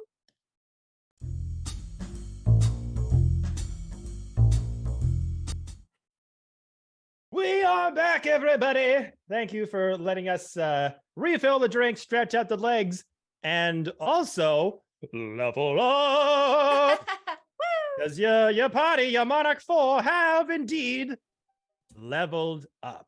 So Oh, it's gosh. about Is damn that two time. level ups because we killed 2 hags? Just thought about that now. It's about damn time. In a minute, I'm a level up, 2 level. No. So 21. fuck off. Just murdered me at level 6. So with the Monarch 4 having vanquished not 1 but 2 of the lasting members of the Hourglass Coven, with Endelin's bones currently evaporating and sinking into the stone ground below, Bavlorna's bulbous amphibian head still cracked asunder from Arcturion's blade. Monarch 4, I ask you again, what would you all like to do? I'm literally just gonna sit on the ground for a second and just collect I dissipate the eclipse in my hand and just go and scene. And I walk back downstairs. To them. Sorry. No, you're good. I just want to walk back downstairs. I don't really want to like. I look at Archeron and I want to go ahead. Well, you're pretty fully healed up, right? 73 out of 75. Okay. If you had to put a I number have on 9. As I walk out, I want to go ahead and cast my last level 2 spell on Ebby. I'm going to cast Cure Wounds on Ebby. Oops, wrong slot. It is 15 healing. You just kind of see like a card fly up and kind of smacks you in the face, and you get 15 points of healing. Just a little bit. PTSD goes past Abby. Like, thing is an octopus. No, okay. And Let's get a toy with this. I nod to Archeron and to Lucifer, but I ignore Moss and I walk downstairs. I nod back. All right. So I pay no Quincy going attention. I'm too downstairs. busy just like I have a soul. Yeah. I'm alive? Okay. I'm gonna go up and I'm gonna give Moss a hug. Oh, I'm gonna give Archeron a hug and I'm gonna tell him, you did so brilliant out there. You must teach me how you do that. How you get in that mindset. You get really angry. I don't know what it's called, but how do you do that? I will teach you my ways. I think I'm bleeding on you. Sorry. Hold on. I think Somewhere honorary. like the bib, just blood. The whole front of you is covered in blood now. I think red's my color. So Yeah, no, it looks good. It looks good. that's great. Okay, awesome. Well, let's follow Quincy. Okay, yeah. I remember asking Endlin before you annihilated her. By the way, give him a high five. That down in the dungeon, Glister is there, and I kind of like look to Armador pinned on your shirt. I'm like, that's what we came here for. Like you had us, you led us here, so we need to. Yeah, where are we going? We need to honor that request. Indeed, that was a masterful performance, my boy. Well done. I could not believe the skulls you were splitting, the blood that was spurting. It made this old dandelion very, very proud. Oh, well, I'm glad. I wish if I wasn't pinned to your bulbous, heinous chest, I could have done some damage myself. Well, heinous in that it pulled back my righteous plant fury, but you know. If I was able to get in there, oh, I would have shown that hag a little one to myself, but... Well, you back on the chest you go. well, just... There we go. Let's follow Quincy before he gets too far. Lucifer is going to like almost kind of like comically. I'm just gonna make it that he can like control where like smoke sometimes comes out. As he like shrinks back to his normal size, he's just letting smoke like out of his ears. It's like his eyes return to his normal gold color. And as he does, by not showing any emotion, no matter how much he's feeling, especially like almost like when you leave a good workout or a successful day and you like can finally feel your physical wall drop and feel like your emotional energy is like better. He's feeling a lot, especially because Moss is still alive, but he's not going to show it. So he just like now, especially like with the excuse of blood being all over her front, he's just gonna like go place a hand like lightly on her shoulder, just look to her and say, I would like you to know, I had your back and I supported your choice of if you wanted to be gone. But I guess I'm glad that you're here. And then without even like waiting for her to respond, he just like turns and is very like, That last part's under your breath. He's like, there's no emotion here. Did he just say a nice thing? I think he did. Why is everybody acting so weird? And then Moss just like, you can't tell underneath her fur, but she kind of blushes. She's like, I don't know, you guys are weird, and she punches you.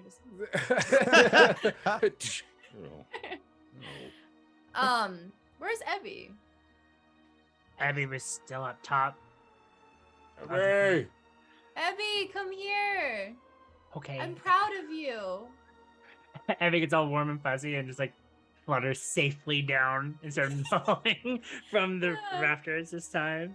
I think I catch him and then I tell him I'm very proud of you. Thank you for being there for me. Evie And, just hugs back.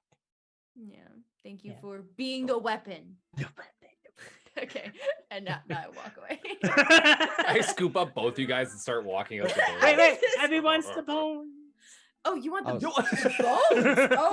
Oh, okay. Evie wants the bones. Okay. Evie just picks up a handful of bones and puts it into one of his other, and dumps out the mimic teeth, and then puts Endelin's bones in the jar. And just puts it away. And then the whole goes, time, uppies. Okay. I was gonna say the whole time Lucifer like awkwardly walks off like the NPC. Star is kind of like the one actually showing his emotion, and he's just like rubbing up on like all of his friends' like legs like a cat would do. And I mean he'll catch back up. Lucifer's like NPC mode, no emotion, walking away. So just like, nah, he loves you guys. And we follow Quincy out the door there. All right. So with Quincy kind of taking the first step down, you'll get your first choice of where you'd like to go unencumbered. So with you down at the bottom of the steps, if you want to widen out the Roll20 map, I put you down. Yeah, in I see theater. Was there any particular place you wanted to go? You had to go down the stairs. There's a hallway to the left over reveal. here, kind of like Yeah. up here. There's this over here. Yeah, I'll go to that door at the end and see. Is it locked? It is open. All right, I'll walk inside. And you also hear kind of the murmuring of many voices sort of speaking at the opposite ends of the hallway near the theater as well. Okay. But in this room, let me see. This is okay.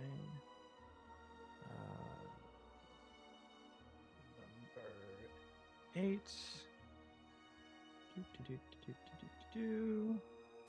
Okay, so as you enter in this room, the walls of this room are adorned with wooden masks, most of which look like shocked goblin faces. Dozens of masks hang neatly from the hooks on the walls, and several more are stowed haphazardly on the shelves of an old bookcase. You see 2 padlocked cages stand in a far corner, both of which are empty. In the middle of the room, 2 copper poles, 10 feet apart, descend from the 8-foot ceiling. Each pole has a 1-foot diameter copper sphere at the end of it, 3 feet off the floor. And between the poles, you can see that there were shackles and a tall chair that's kind of affixed to between the 2 poles. And you can see a lever that juts from the wall. And that's about it. So this looks like a torture room. Something like that. Yeah. Okay. Is it something flammable? The wooden masks. The masks, yeah. So there's nobody in here though, right? No. You can tell, like, even from walking up here before, there was a lot of commotion from something that was going on downstairs. So it looks like whoever might have been in here was either released or let go or ran out. Cool. I'm going to take Reggie and use the flamethrower and burn the masks and close the door and walk back out. All right. Reggie's flamethrower, patented move, sends all those shocked faces into asunder. Just close the door behind you and keep moving forward. I'll let you go to one more room before the rest of the cast come down. Okay. What's this up here? Yeah, so that's a curtain over there. So if you walk through there, see a long hallway. I'll walk through it. Okay. So going through there. So in the hallway, the shadowy hallway is blocked by a wooden backdrop 10 feet from the entrance. And the backdrop is painted to look like a library shelf. There's about 3 backdrops in total. Okay. And as you're kind of going through them, they're Weaving 10 feet through them. apart. Yeah. The second one is painted to look like a raging sea. The third one like a moonlit grave. And every time you like go towards one of these backdrops, they like swing away from you. Cool. All right. And I need you to make me a dexterity saving throw as you get to the end of the hallway. Absolutely. Okay. I'm going to use my inspiration because that would have been horrible. Might be better. 13. 13. So as you get to the end of the hallway, you see this kind of matte like backdrop that's like a long material with some sort of painted image on it that's just lying there.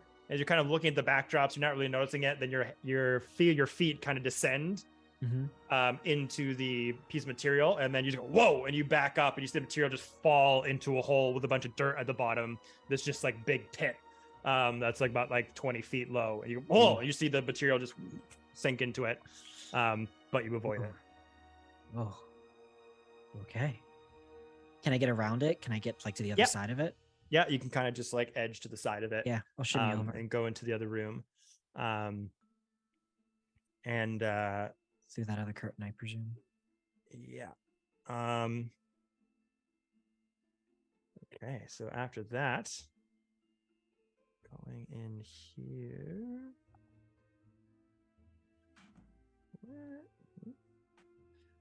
That goes away there. That goes here. Okay. So going into this room here. It's like a black box. Yeah, so it's another theater room. So you can see rows of tiered seating fill the back half of this theater, and motes of dust float and dance above the ancient upholstery. The seats face a stone stage flanked by wooden silhouettes of fir trees, lit from behind and above by a white moon-like sphere of glass that hangs from the ceiling by a short chain and casts long shadows on the wall. Suspended above the stage is a trapeze. Nothing particularly interesting in here for Quincy. So yeah, probably leave. He's just kind of exploring right now. Okay. So yeah. So you kind of just like, oh, theater. Doesn't matter. Yeah. Go back into the hallway. At this point, the rest of the cast, if you were to come down those stairs, you'd be at the bottom there. So I assume everyone's going down? Yep. Yeah. Okay. We'll put you all down there. Oh, the moonbeam can... No, it's not there. All right, so with you guys down here, Quincy is in the room. They're kind of still in this theater by the time you make your way downstairs. Where would you guys like to go? You also can start sort of hear the murmuring of multiple voices coming from the amphitheater outside.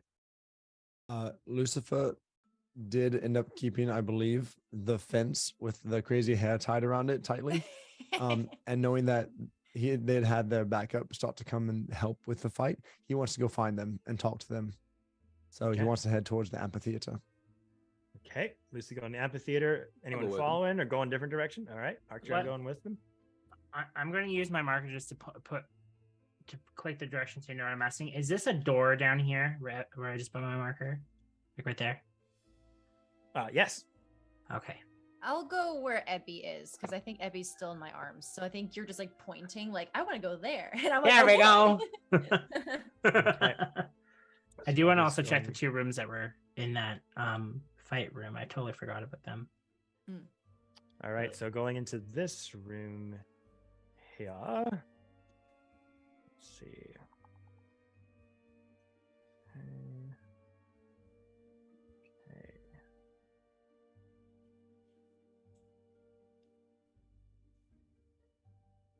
Okay, so going into this room, yonder, For Ebby and Moss. Oh, that hid more things. Reveal. Hey. So in here, it looks like another prop storage room. The room is choked with a variety of props and costumes. Doesn't really seem to be much of an order to the place. Just a big, great horde of random things. They're all piled haphazardly in the room. In this room, you can kind of see a few oddities. You see a chest full of powdered wigs. Some of them crawling with little spiders. You can see a mouse trap and a parasol topped with a copper weather vane. The parasol. Yeah, can I do an investigation on that? These aren't magical items or anything. They're just mundane, Oh, okay. just fun props for like the stage and stuff like that. Eppy, is there anything that you want to check out? And the boxes you say are like empty, or have we not just checked, or should we check those? That you can see those peering out of the boxes that have things Oh, in I them, see, okay. or the things that I described. Yeah. No, but there's a place over here. Okay. Okay. And you see over here a hallway And another place over with here. a backdrop. Okay, so A backdrop? Yeah. So as you go through that, you see. I'm trying to find the dungeons.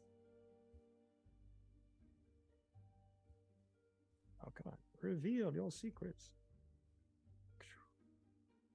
Oh. Mrs. Mooney worked up half of the prom. All right, so in here, resting against the walls of the circular chamber are 3 dressing tables, each one with a mirror atop it. The mirrors are bordered by tiny balls of bright golden light. An ornate high back chair on clawed feet sits before each table. Slumped in one of the chairs is a bugbear, dressed as a green dragon from the neck down. On the floor nearby are the fake dragon head and tail that complete the costume. Should we give him the head? I think at this point, Moss doesn't hear Ebby. Burley? Burley, is that you? Looks behind you, and it is indeed Hurley, I should say. Hurley, the bugbear It's Hurley. Witchlight attendant that you met in the very first part of your story. The one who was guarding Mr. Witch and Mr. Light's caravans. And looks over to you. Hurley! Cat lady? Yeah! What are you doing here? Last we saw you, you were at the carnival. He just looked shocked. He was like, how did you get in here? The door! Oh, don't tell me you're being a bodyguard here too. That's worse than the Witchlight carnival. No. Kind of a weird story. My temper was kind of getting the best of me, and it was kind of making me a bit unpopular in the carnival. It was just, the kids just keep tugging on my tail and my fur, and I tell them stop, and they don't, and then they put their gum in my you know what, it's fine, I'm working on it. Okay? Just one of Endelin's spies lured me here to Motherhorn. The hag promised to make me a bit more likable before sending me back to the carnival so that I wouldn't get possibly fired. Only after I agreed to relinquish my shadow and work in the theater for a little while.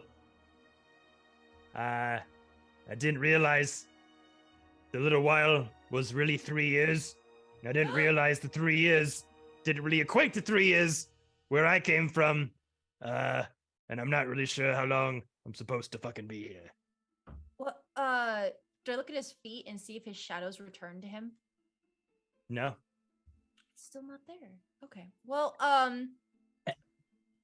Ebby, you remember Hurley? He was the giant bugbear at the carnival. I healed that one. You did after I hit him on the head. That was my bad. Very sorry. Yeah, I still got a bit of a shiner from that back in the day, actually. Oh, so you remember me. But you aren't under Endelin's control anymore. So you're What? free. What do you mean I'm free? I heard a bunch of commotion, but sometimes really horrible things kind of happen here. I usually just come here for my quiet space and wait for the yells and the screams to die down before going back. So we vanquished her. I can go home? Yes. I don't have to wear this stupid costume anymore. Just starts like ripping off this like hackney like dinosaur costume like a disgruntled mascot at Disney World. Just like As he's tearing it off, Moss at her head's like. Abby taps Moss slightly, and it's like, didn't we find his child? Oh, Burley, your daughter. We did. You're right, Abby. Okay. We found your daughter. She's just outside of Motherhorn. I guess I can't say that. She's safe. In a tree. Found my daughter. Yeah, she was being kept by the other hag, Granny Nightshade.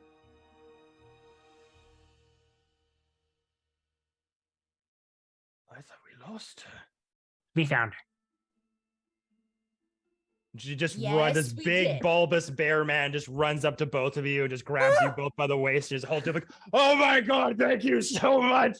I don't have to wear a dinosaur costume and you found my long lost daughter. This is the best day of my and just like his strength is like squeezing the life out of you. Okay, you're welcome. I like to breathe. I just got revivified. Sorry.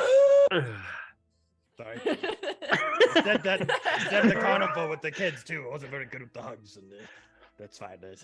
Moderation can be learned. I'm used to fur by now. Moderation. What?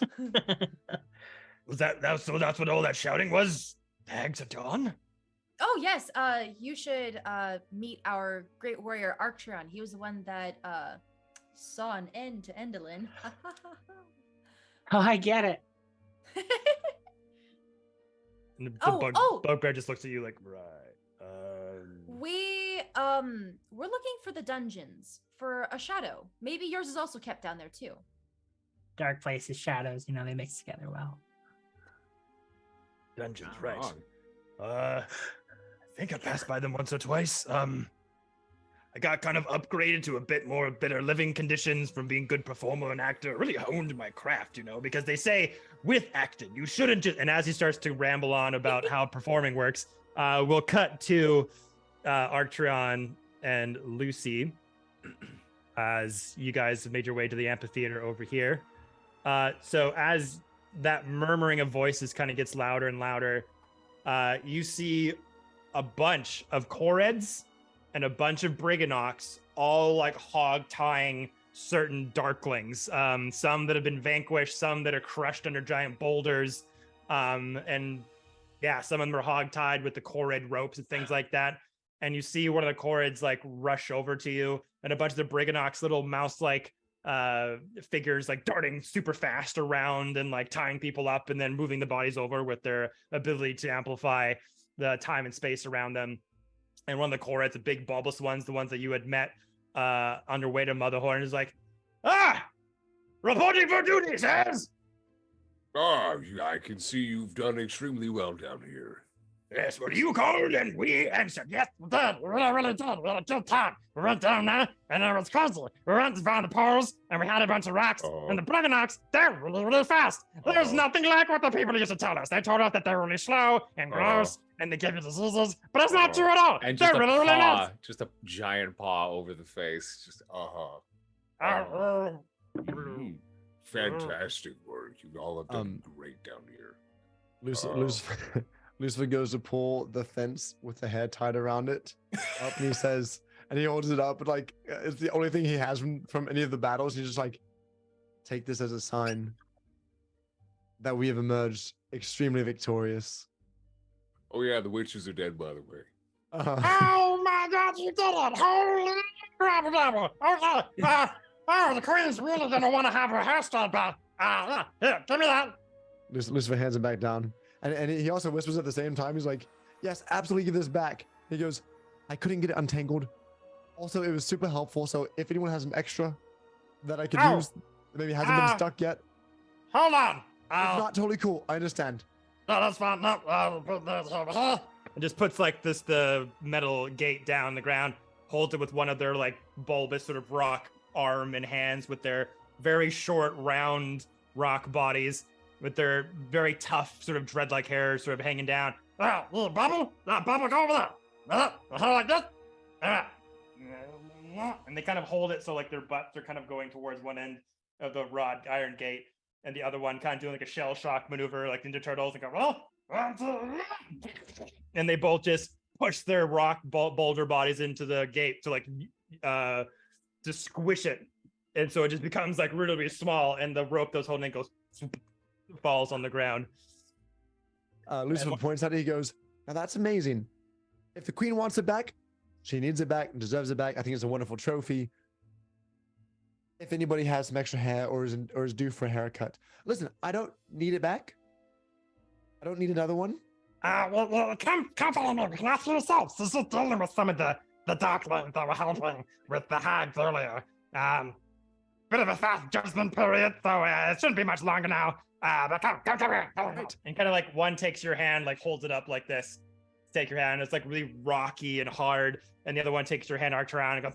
Oh my God. That's so strong. Fast. And Folders. as they're kind of taking you along to this back stage area, there's this platform back here, and there's been sort of a door that's open to the outside with like the clouds and the rain. And as the door opens to this outside platform, you see the queen sort of standing there with some of her other Kored followers and a bunch of the darklings that are hog-tied. You have been sentenced in just by the Kored royals. How do you plead? Oh, well, you know, we were just following orders. We didn't know. We thought maybe they had. You are guilty. Shove them up. And one of them just picks them up and goes, whoa, and just chucks them like the boulders that they normally fly.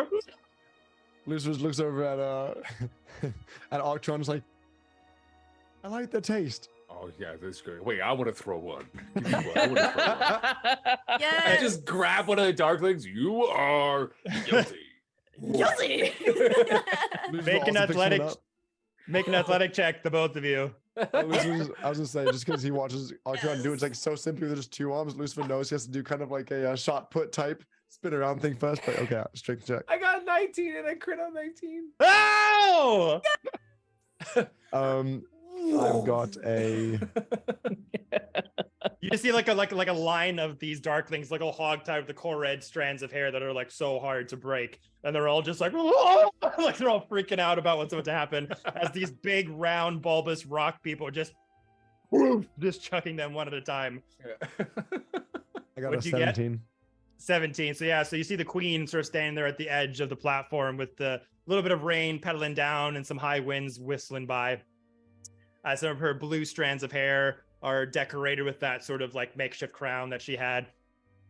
And as you get like, oh, let me try. And the queen of the Kored turns around. My boys, you came.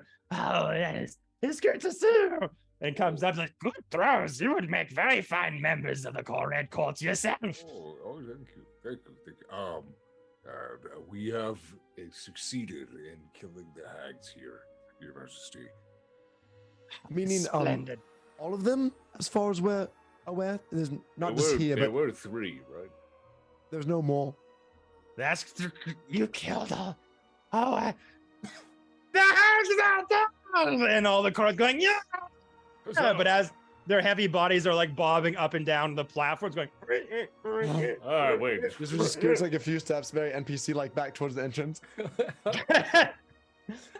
And all the chorus are just hurrah, hurrah, yeah! And they're doing their dances and they're singing and they're hopping up and down. They're like, thank you so much for joining. Really appreciate this. The land is ours. And they're all just cheering and screaming. And as the queen says, keep on with the judgment process. I'll be right back. And as she's like walking you back inside, it's like, we declare you not guilty. Yeah. Not killing. Just shoving them off, throwing them into the abyss. As the queen of the Chords kind of like drags you with 2 hands, you see the Briganock mines kind of futtering all about. And you see a couple of them opening up that glass lantern that silhouette of a Briganock was in, turning out to be Glomo, their architect that was stolen from them, that was helping to make Endelin's contraptions and all that. Nice. This very, very old Briganock with really long, like bushy, long mustache, all wispy and gray that flows to the ground. Big, long, bushy eyebrows that almost touch past the chin, along with the mutton chops on the side as well, and they're helping him out. As the Corey Queen comes into you, there's nothing we can do to repay you for what you've done for the Corets and the Bringnocks to make us friends once again. But there's still Sabina is somewhere out there. Lucifer says, listen, we need nothing. You all have helped us immensely, more than we could ever ask, with helping to win this battle. Truthfully, because we couldn't get the information from the hags before they were finished, if you guys, because there's so many of you all, especially the Briganocks and the Corrids are the fast ones. Briganocks are the fast ones. Corrids are the big rock throwy guys. Especially just because the Briganocks are so quick and small and fast. If we could just get your help finding information as to where she may be, so we can finalize rescuing her, that would be immensely helpful. Because there's only Monarch 4 plus 1, 5 of us, and there's many, many of you all. So if you all want to continue to help with this amazing mission, the little fast ones might be the most helpful. Yes. Well, rumors are that the last stand of Sabina was out in the Palace of Heart Desire, where she presided over the rule of Prismia. But no one dare go near that place. Very, very well guarded. Some of the hag's own agents still roam those halls. No match for Corred's for, I'm afraid. You said Palace of Heart's Desire? Yes, correct. And where is that located? Some only know how to get there if you know where you're going. Lucifer looks over at Armadon on Archon's chest. It's like, you've been very helpful with directions thus far. Any knowledge of this? Well, I don't want to toot my own horn or blow my own feathers out of my own stock. But I do believe that if there was somebody to ring that bell upstairs, I believe the hag had said that if that bell was rung, travel would be provided for you to the Palace of Heart's Desire. Well, sounds like a good place to start. Lucifer also looks back at the queen and says real quick, 2 things. Your hair still looks luscious and beautiful, even with that robe. Thank you. If you would like, we have returned your original beautiful lock, which was extremely helpful as well, with a certain very much pain in the ass fence. Long story. Sounds like it's not very much, but it was much. I know, right? That's why rock is the only way to go. Metal is a thing of the future and just isn't of Corred vibe. Rock, made from the earth, made from the mountains. That is the way of the world and how it should be. Indeed, absolutely. So I just wanted to ask, as your magical hair was so immensely helpful, I would like to return you yours. You can absolutely keep my rope. I do not care for it back, but because it was so helpful, Is there another hair that we could use? Of course, like listen, you all have done enough. I don't want to be selfish. It was just so helpful and magical, and the dance is just fun to do, I must admit. And seeing the peace amongst you and the Coreds. It Mouse is a Coreds really so fun perfect. dance, I must say. It is a really fun dance. It's so fun. Might you or any of your friends group like to donate some more hair so I can return your hair to you for our future adventures? Because it was so much better than regular rope. Just like as you said, the future is in rock and not metal. The future's in your hair. Let me just say. Make a persuasion check at advantage because you're making moves on this Red Queen. You're Listen, she's so strong. She's asking been making for moves. more hair. He's been making moves on her. Yeah. It is a Oh, 18 that's so plus funny. 4 for a 22. Well, you've done so much for the Coreds, making us friends once again with the Briganock Mines and gifting us this lovely, lovely rock-hewn palace to dwell in. I can say it's the least I could do as a gift from you to my people. And she just like doesn't even do it gracefully, just rips a big strand of the dread out of her scalp. La, And, la, like, la. Bits of like rock and pebble are still strung to the ends of it, like ripping off of a dry scalp, and just Mm. and there's just a big kind of bald patch where the rock was pulling out of. Do you remember the dance? Oh, absolutely. And Lucifer, but very confusedly, like takes it, but then also hands her back her original piece that she'd given. I think Thank there's a mix up in communication of like, we could either keep this one or somebody else could donate, but she was just like, nope, here's a brand new one. It's like, great, and here's your original piece. And Oh, the and then limp sort of dreadlock that you hand into her rocky hands. Thank you, my friend. Thank you very much. Wow, what a woman. Just like grinds it Weird. back into the ground.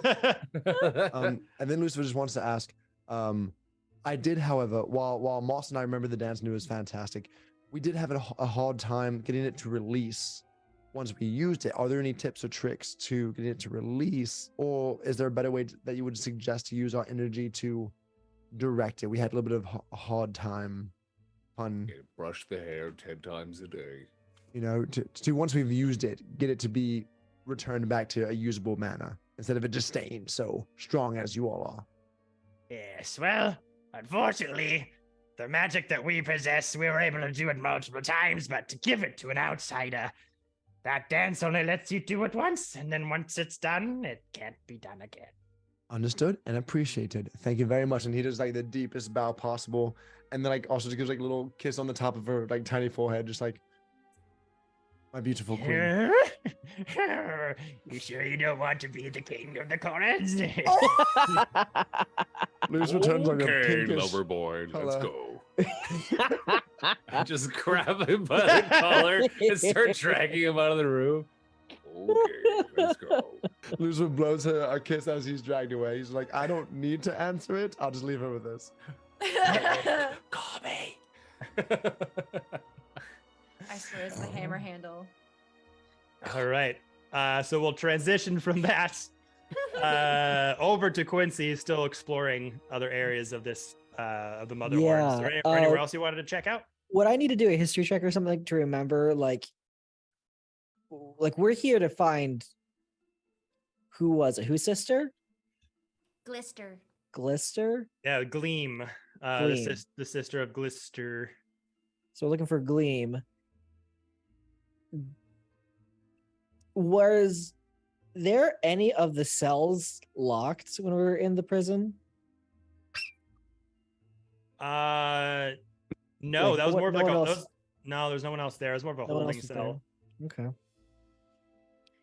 I want to go back upstairs because I'm looking at the map and it seems like there's some holes up here that I want to check out. So I'll kind of Okay. walk back upstairs. I noticed everyone else walking to the places that they are. I'm gonna walk back upstairs to like up here, and because there's a lot of rooms connected to the orrery. What's this one up here? Okay. So you're going into that room there.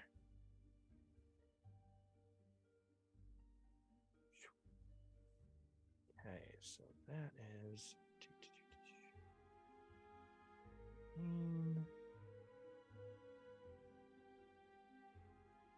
So as you enter through the hallway and open the door to this audience chamber, the walls of this chamber are jet black with painted scroll work where the walls meet the ceiling and each other. Ornate, high-backed armchairs face a raised dais. An alcove of the back of the dais is half hidden by a black curtain. Okay.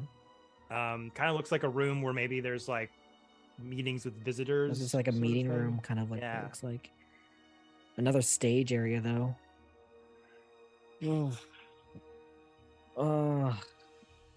I'll explore a little bit, just kind of get more information. Can I do like an investigation or perception kind of once over check? In this room? Yeah. Yeah, sure. Go for it. Okay, we'll do investigation. 8. Not great. Yeah, there's not a lot in here. There's no like chests or boxes or Okay. anything like that. All right, no worries, no worries. Quick once over. The center orrery is destroyed, correct? Yeah, you guys messed that thing up. It's like no longer moving at all. Fantastic. What about down here in this bottom left-hand corner? Yeah, okay. Going down that hallway. We like never get a chance to explore, so I'm curious. Yeah. So it's a long hallway with a closed door at the end if you wanted to go through. Oh gosh. Sure. Okay. What's behind door number 3? Yeah, really. All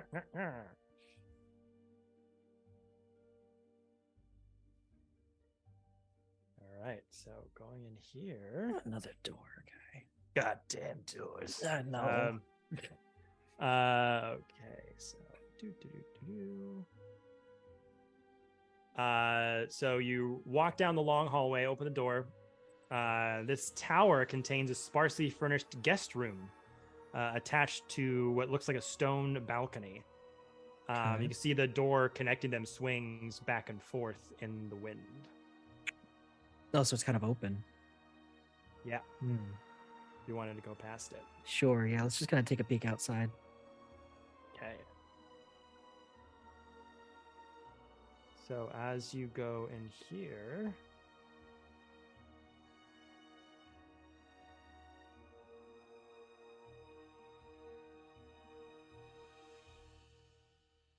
My balloon.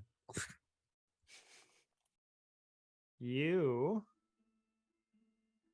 see outside of this balcony, attached with a leather rope, is another storm weather balloon. Another one. Oh, I was presuming that we had ours. Another one? Mm-hmm. You see it sort of down below, floating and bobbing.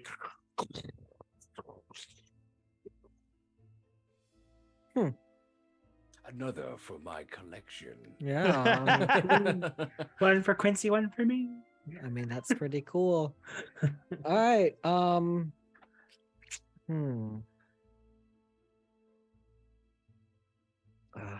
can't do that yet. I'm gonna leave, but make a very mental note where this is. Okay. I can't do anything crazy right now. I don't want to anyway. So yeah, those are the 2 rooms I want to explore at this point. All right. So we'll go back over to Moss and Abby here. So you have Hurley with you, looking to see where the holding cells or the prison would be. Yep, just asked Hurley if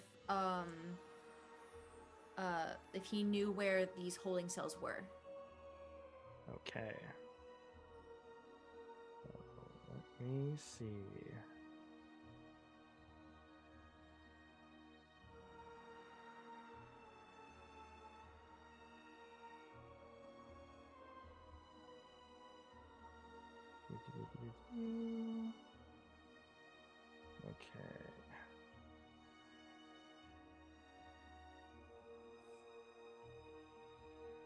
Okay, so two things.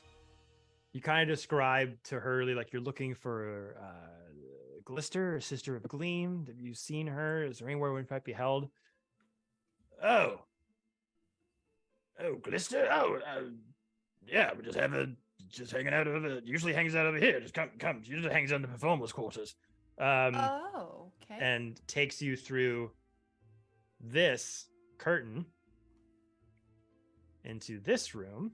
So many curtains. I whispered to Abby.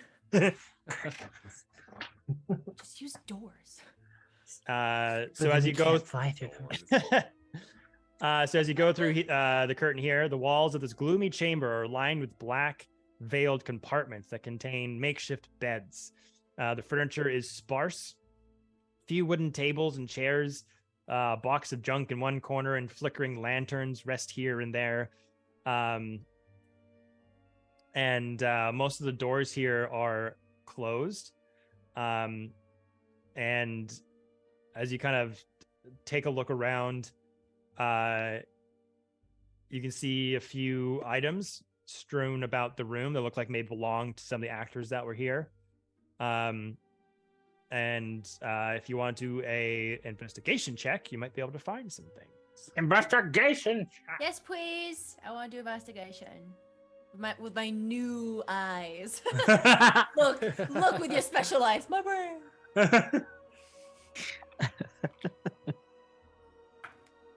17. Dang it. I'll use my eyes. These new eyes can't see shit. That was an 8. I need contacts. I So need Evie, contacts. as there's kind of just a fair bit of junk strewn about the place, it looks like, whatever actors were in here, whatever hold Endlin had on here, maybe Hurley didn't want to get involved. It looked like once the sort of the guard, the head honcho was gone, people might have made a break for it or try to get out through the chaos. But through all of the random junk of discarded items, you make out 3 things that catch your eye. One is a powder brush with a painted handle sculpted to resemble a bunch of roses, worth about 25 gold pieces. Another one is a gold hand mirror. And as you kind of take it up to your face, some of the sort of battle wounds that you had through that hag fight disappear as soon as you look into this mirror. Removes wrinkles, blemishes, scars from your face. And it's inlaid with a nice gold metalwork. It looks like it's probably worth like 250 gold, like top stuff. And you also notice a wand on the ground. More sticks for Abby! No, Abby, no. That's always fun. It's always good. This one is sort of a black coloration. At the very end, it has like a silvery sort of, I describe it like a silvery warped sort of wind on it, with a purple jewel on the end of it.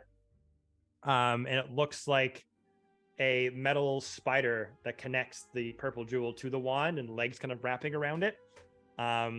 This is a wand of web.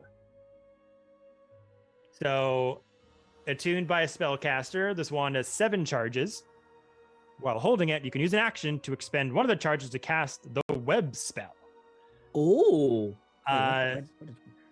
So you conjure a mass of thick, sticky webbing at a point of your choice within range. The web fills a 20-foot cube from that point for the duration. The webs are difficult terrain and lightly obscure their area. If the webs aren't anchored between 2 solid masses, such as walls of trees, or layered across a floor, wall, or ceiling, the conjured web collapses on itself. The web ends at the start of your next turn. Webs layered over a flat surface have a depth of 5 feet. Each creature that starts its turn in the webs or that enters them during its turn must make a dexterity saving throw. On a fail, that creature is restrained as long as it remains in the webs or until it breaks free. And a creature restrained by the webs can try to make an action to make a strength check against your spell save DC.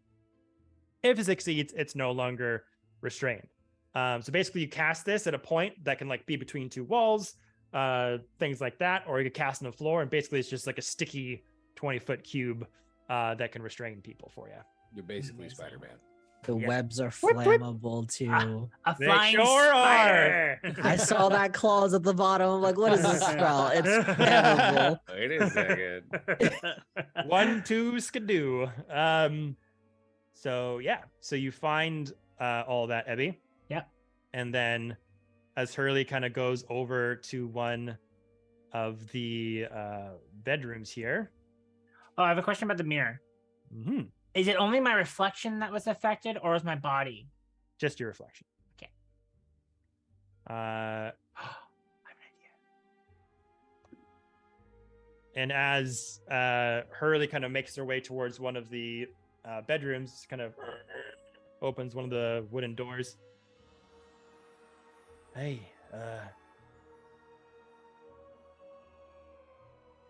Glista, you in here? And as you kind of like accompany Hurley and look into the room, you can see an elf. Her face partially hidden under a sun mask, is curled up on a divan, reading a book while sipping wine from a thin crystal goblet.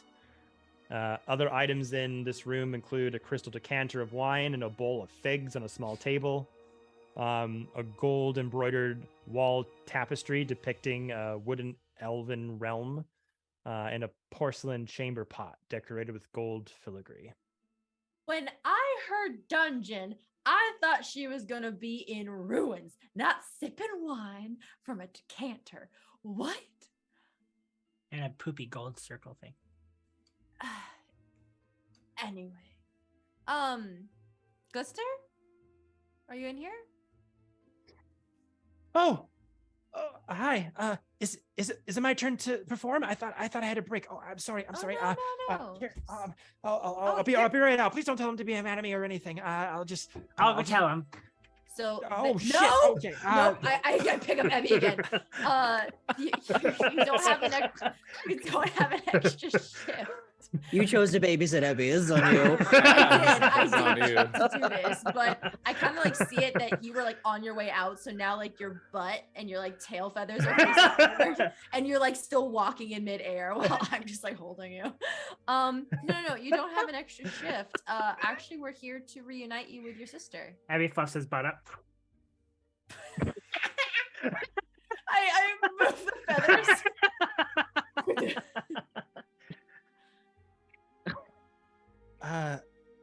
Wait, I don't have to perform anymore? I can go home? Wait, my Yeah. sister's here. Where? Actually, we came here with Armador. He mentioned that your sister's looking for you. Armador's here?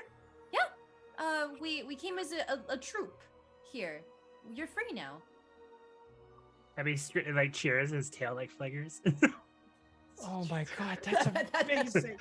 I've been I couldn't do any more triple sow cow flips if I tried. Like I've been just in constant just motion up in that stage. They saw me and my sister perform at the carnival and all the trapeze artist stuff that we did, and she wouldn't let us go. Oh my god, it's over. Oh. What's a You're just sow so cow? lame. That sounds exciting. I honestly don't know what that is. It's either, so- Is it a it's sour figure cow? skating move. Oh, I know it is myself. Oh, sorry. Okay. No,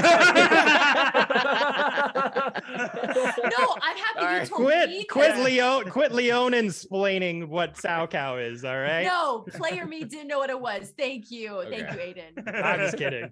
I'm just kidding. Okay, Leonin well, splaining. Just How random dare Archon you. appears out of the corner. It's yours.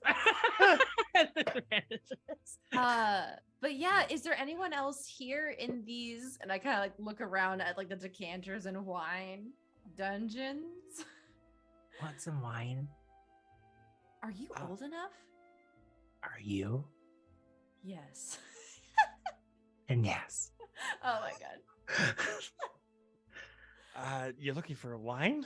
No. Is there anyone else here in these chambers, in these living spaces? I don't know. There's a lot of actors that were held here against their will, but once stuff started getting a little bit crazy, some of them went to go see what was happening and none of them came back. I've just learned to kind of not be too inquisitive when things like that happen, and I just sort of just stay where I'm told. Well, come with us and we'll take you to Armador. yes, I haven't seen that little planet in quite some time. And she just goes and follows you out. Quite vivacious, yes. Right. Right. Okay. So leaving that room there. Is for the other 2 items that I picked up, is there actual names for them like for me to add to my inventory, or do I just type in powder brush? Yep. Cool. They're just mundane things. They're not magical items at all. Cool. But the wand of web is a real thing. That is a real thing, yes. Okay. The other 2 are just like fun items that you could use in role play, maybe, or try to sell them to people, maybe. Kind of up to you. But with that, we'll go over from you guys finding Glister there, and where else? Do we want to go to Quincy if you want to do any more investigating? I don't want to take anyone's turn. If we wanted to go back to Archon and Lucifer. Okay. Yeah. So back to Arctron Lucifer. What do you guys want to do now? I don't know Any about wi- you, but I have this weird like fixation on bows and arrows. So I would love to look for like any weapons that I may maybe lying around that we can put to use. I could use a new axe. Do some looting. Yeah. I think the Corrids and the but the other ones are powerful enough. They don't need any extra weapons that are laying around here. We might as well put them to use until the mission's complete. Oh, we could also find some food. Also find some food, maybe we some could also find mead. yeah, that'd be great right now. I'm a little thirsty now, dehydrated. I'm gonna use good ale. Kissing that forehead was quite dry and dusty, so I need a little something. Little sandy. Okay, player to player, do you want to go to the room up there that's not explored, or the room at the bottom that's not explored? Let's do. I feel like We can flip a coin. we could flip the coin We because can flip a very specific coin.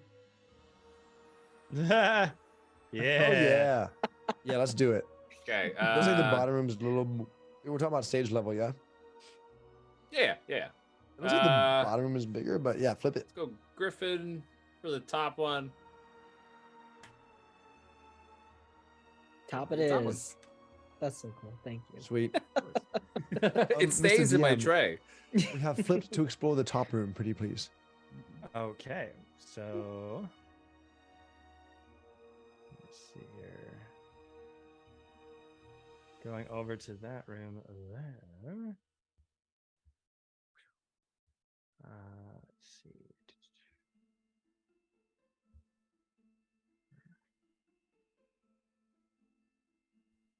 So once again, it's another room with various props and costumes that are kind of all over the place.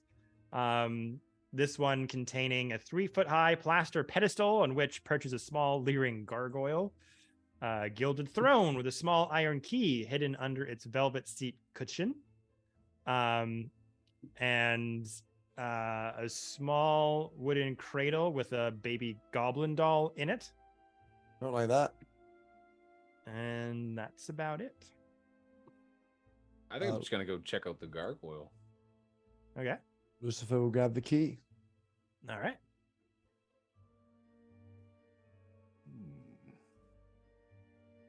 I'm just like leaning down and just like staring at its eyes, like.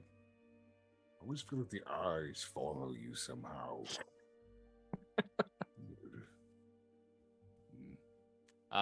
Can I maybe do an investigation check on it to see if it's gonna do anything?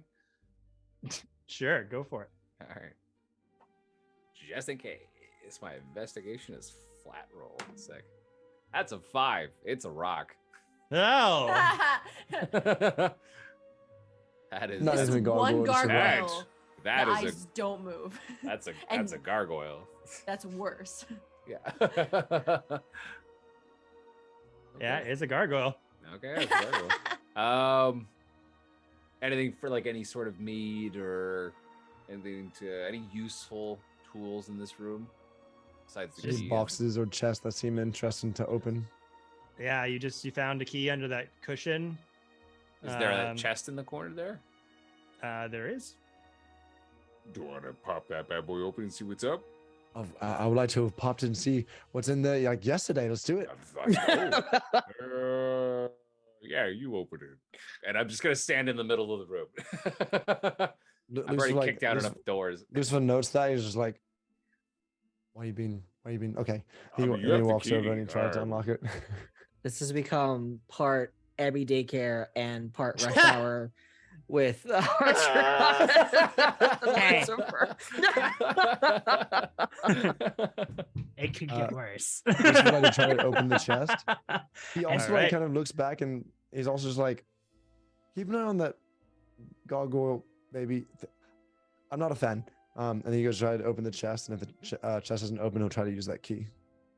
All right, so yeah, you try to open the top. Doesn't seem to open. There is a very particular keyhole locking it together.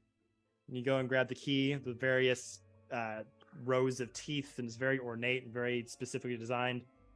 Push it through the rows of lock. And as soon as you inject it into the keyhole, you feel a bunch of gizmos and turn dials inside turning inside. Lucifer, having experienced us opening like the Jack in the Box that had the little dragon and stuff in it before, he just like goes full arm's length and just leans his head as far back as he possibly can as he goes to unlock it. The amount of trust issues. So more things unlock and more gizmos kind of unhinge, and sort of a silver latch on the top. Both of them separate, and the top of it pops up a little bit. Cool. As he has both hands like on this key, he's a very like dexterously. He's like using his foot to lift the lid, just to keep himself at full extension away. Yeah. So you open lid with your foot, and you see multiple things in this chest. The first thing you see, a black sack containing 4 gold bedpost knobs. You see 8 bottles of exquisite elven wine. Nice. You also see a shriveled hand wearing a ring on its 3rd finger. Monkey ball. Okay, so Lucifer and- calls. Sorry. I'll just say the ring itself, the metal is dark, a very, very dark gray silver. Has a few sort of really dark blue gemstones, 2 on either side, and has like little tiny purple gems adorning it, and then one very notable rectangular square purple gem that looks like it has a swirling galaxy on it. Now, Lucifer is not very proficient in either history or insight or any of that, but can he do a check, please? Sure. The hand is also clutching several rolled up sheets of blank parchment, along with a title page that reads The Agonies of Alargath, a 3-act tragedy by Endlin Moongrave in spidery elven script.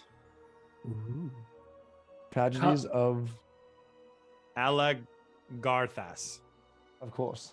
Call on your inner Alagarthas. Abby. Alagar.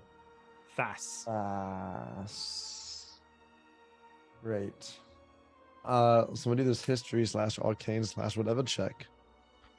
All right, make an arcana. Oh! Wait. I know it's not very good. 18 plus 1 is 19. Not bad. Your camera. I know. It's on my hand and it triggered. Okay. This ring is very rare. It's very powerful. Very, very powerful. Take it. Even when you're like First- picking it up and trying to like take it off of the hand. Well, I should ask you to take it off the hand. The shriveled up hand curling those parchments. Well, yeah, Lucifer was to call Archeon over to look in, but he was also can he tell if the hand is shriveled because of the ring, or there's no No way to tell. Cool. Put it on. So You Lucifer's can make a gonna call medicine Altreon- check to see if maybe there's like evidence of like poison, maybe, or anything like that. But just from a first glance, it's just a shriveled a up hand curse. Sure. with a he'll ring do on a- it he'll do a holding. medicine check as well. Yeah. No, it's a 4. 4. Yeah. Yeah. You don't see any like dark veins coming through it or anything, so it could just be a chopped hand. Okay, so Lucifer points it out to Altreon, and he says, "Now I'm going to take this. I've learned my lesson about just putting things on and sitting in things and trying other stuff. So I'm just going to put this in my bag for now, and we'll ask those who are more knowledgeable of arcane and history and smart things about it. Yeah, that's That not makes sense. my forte." And as you put it into your bag, as soon as the ring enters into a dark space, it just illuminates with light all around it. No darkness escapes it. Sweet. Okay. And then Lucifer takes out the bag. You said it's got the 4 gold knobs. Yeah, 4 of them? there's a black sack containing 4 gold bedpost knobs. There are some 8 bottles of exquisite elven wine. This ring with the decrepit hand holding that parchment. You also find some cat toys. Amazing.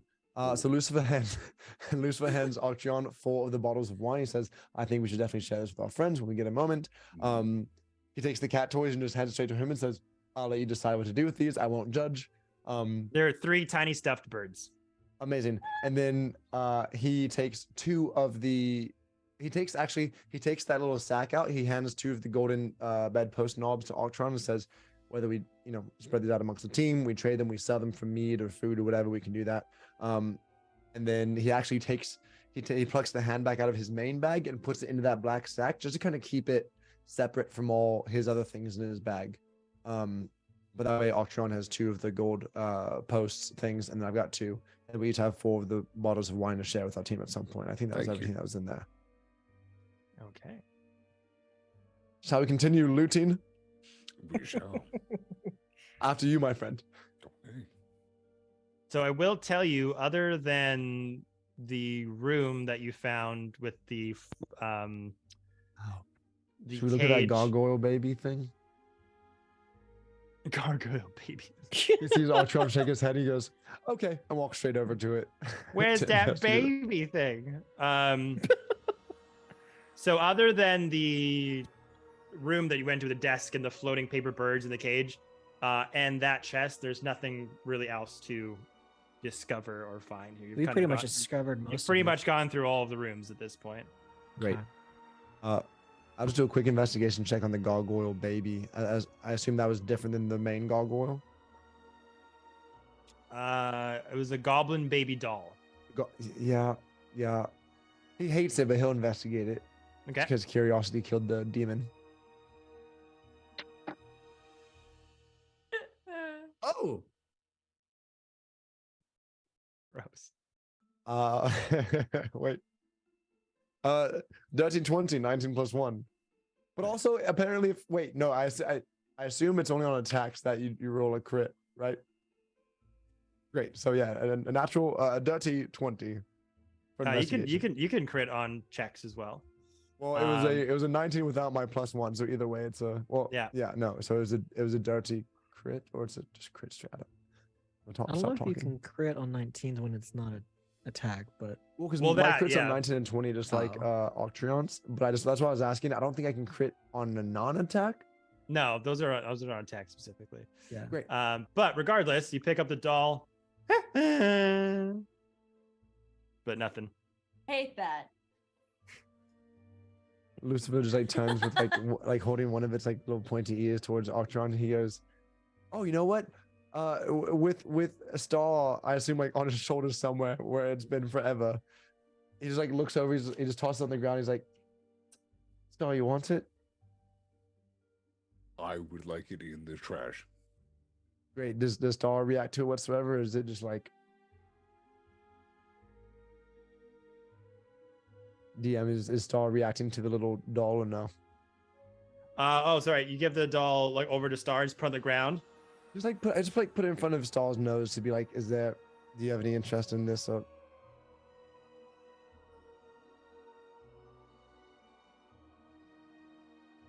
yeah, so just kind of playing with it. Great. Just hear, oh. So Lucifer just leaves the doll with Star. Star decides to hold on to it or not. That's up to. Just bites it with his teeth and it just goes, drags it away. Perfect. Yeah, let's go keep exploring. All right. Thank you so much. No worries. But at this point, got Gleam with you for Ebby and Moss. Could I say that I also took like the decanter with me because I didn't think because I was like, yeah, we're gonna celebrate, guys. Guys, we found wine. And you guys all kind of eventually just kind of meet in the middle of the amphitheater to see what you're going to do next. And as Arcturion, you see this new figure, this elven woman with these very flashy adornments kind of beeline straight for you. And it's kind of, I bet standoffishes first. You don't know if it's an enemy or a friend. You kind of like reach for your axe for a second. He goes, Armador, oh my God, it's so good to see you.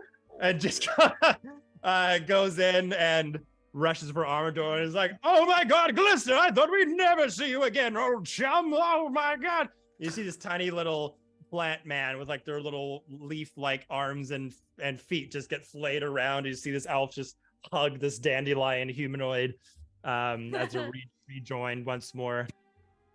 He's like, oh my God, you have no idea the perils I have seen. The shit that these people are capable of is the stuff of nightmares. I've seen them split people in two. I've seen them reunite races with one another. It is fantastic. The land is now back in our hands once more. Well, thank you. In your hands? Well, now technically I have leaves for hands, but it's just a matter of speech, Ebby. It's fine. Don't worry about it. Ebby, you want to try wine? Yes. Oh. I gotta give him some. All right. Harry just like holds his mouth open. We waterfall it.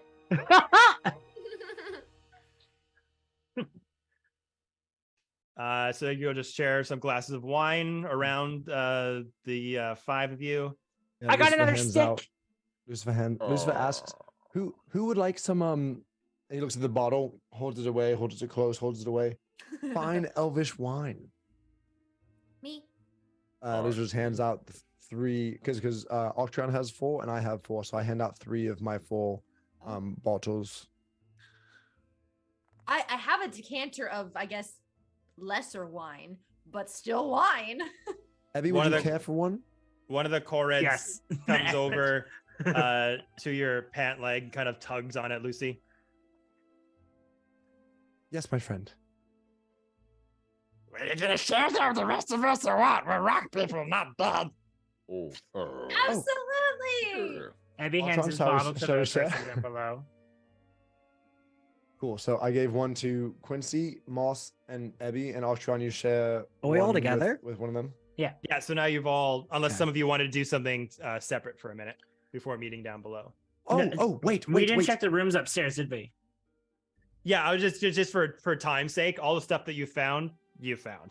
Sure. No, we can all be together. That's fine. One last thing. Lucifer goes, hey guys, very interesting. To those of you who know arcane and history well, he pulls out this little black sack that's like got this crazy purple glow from the inside. He goes to open it very carefully and just like reaches in, grabs one of the fingers and pulls out this like decrepit hand with this dark ring with a crazy set of jewels on it that's just glowing, that looks like it has a little universe at the inside. He says, I'm very excited about this piece. Abby I'm wiggles not and Moss very is good on with the top medicine or the smart. I can dress smart, but when it comes to history and things, any kind of poison, should I try this on? Should I not try this on? For once, I figured I would ask first instead of just Well, that's impulsively putting it on my hand. I mean, that's pretty smart. I can take a look at it. What I can figure out is that it's rare and powerful. I just don't want to die. It also might be the reason why that hand's all shriveled up. Also, there's a, as you can see on the inside, there's some parchment called "The Tragedies of Algar Algarthas. Does that name mean anything to Quincy? Do a history check. Algarthas. 12. 12.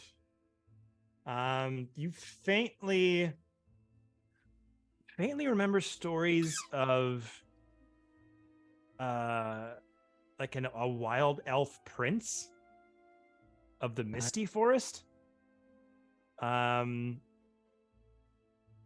Like allegiances to dwarves,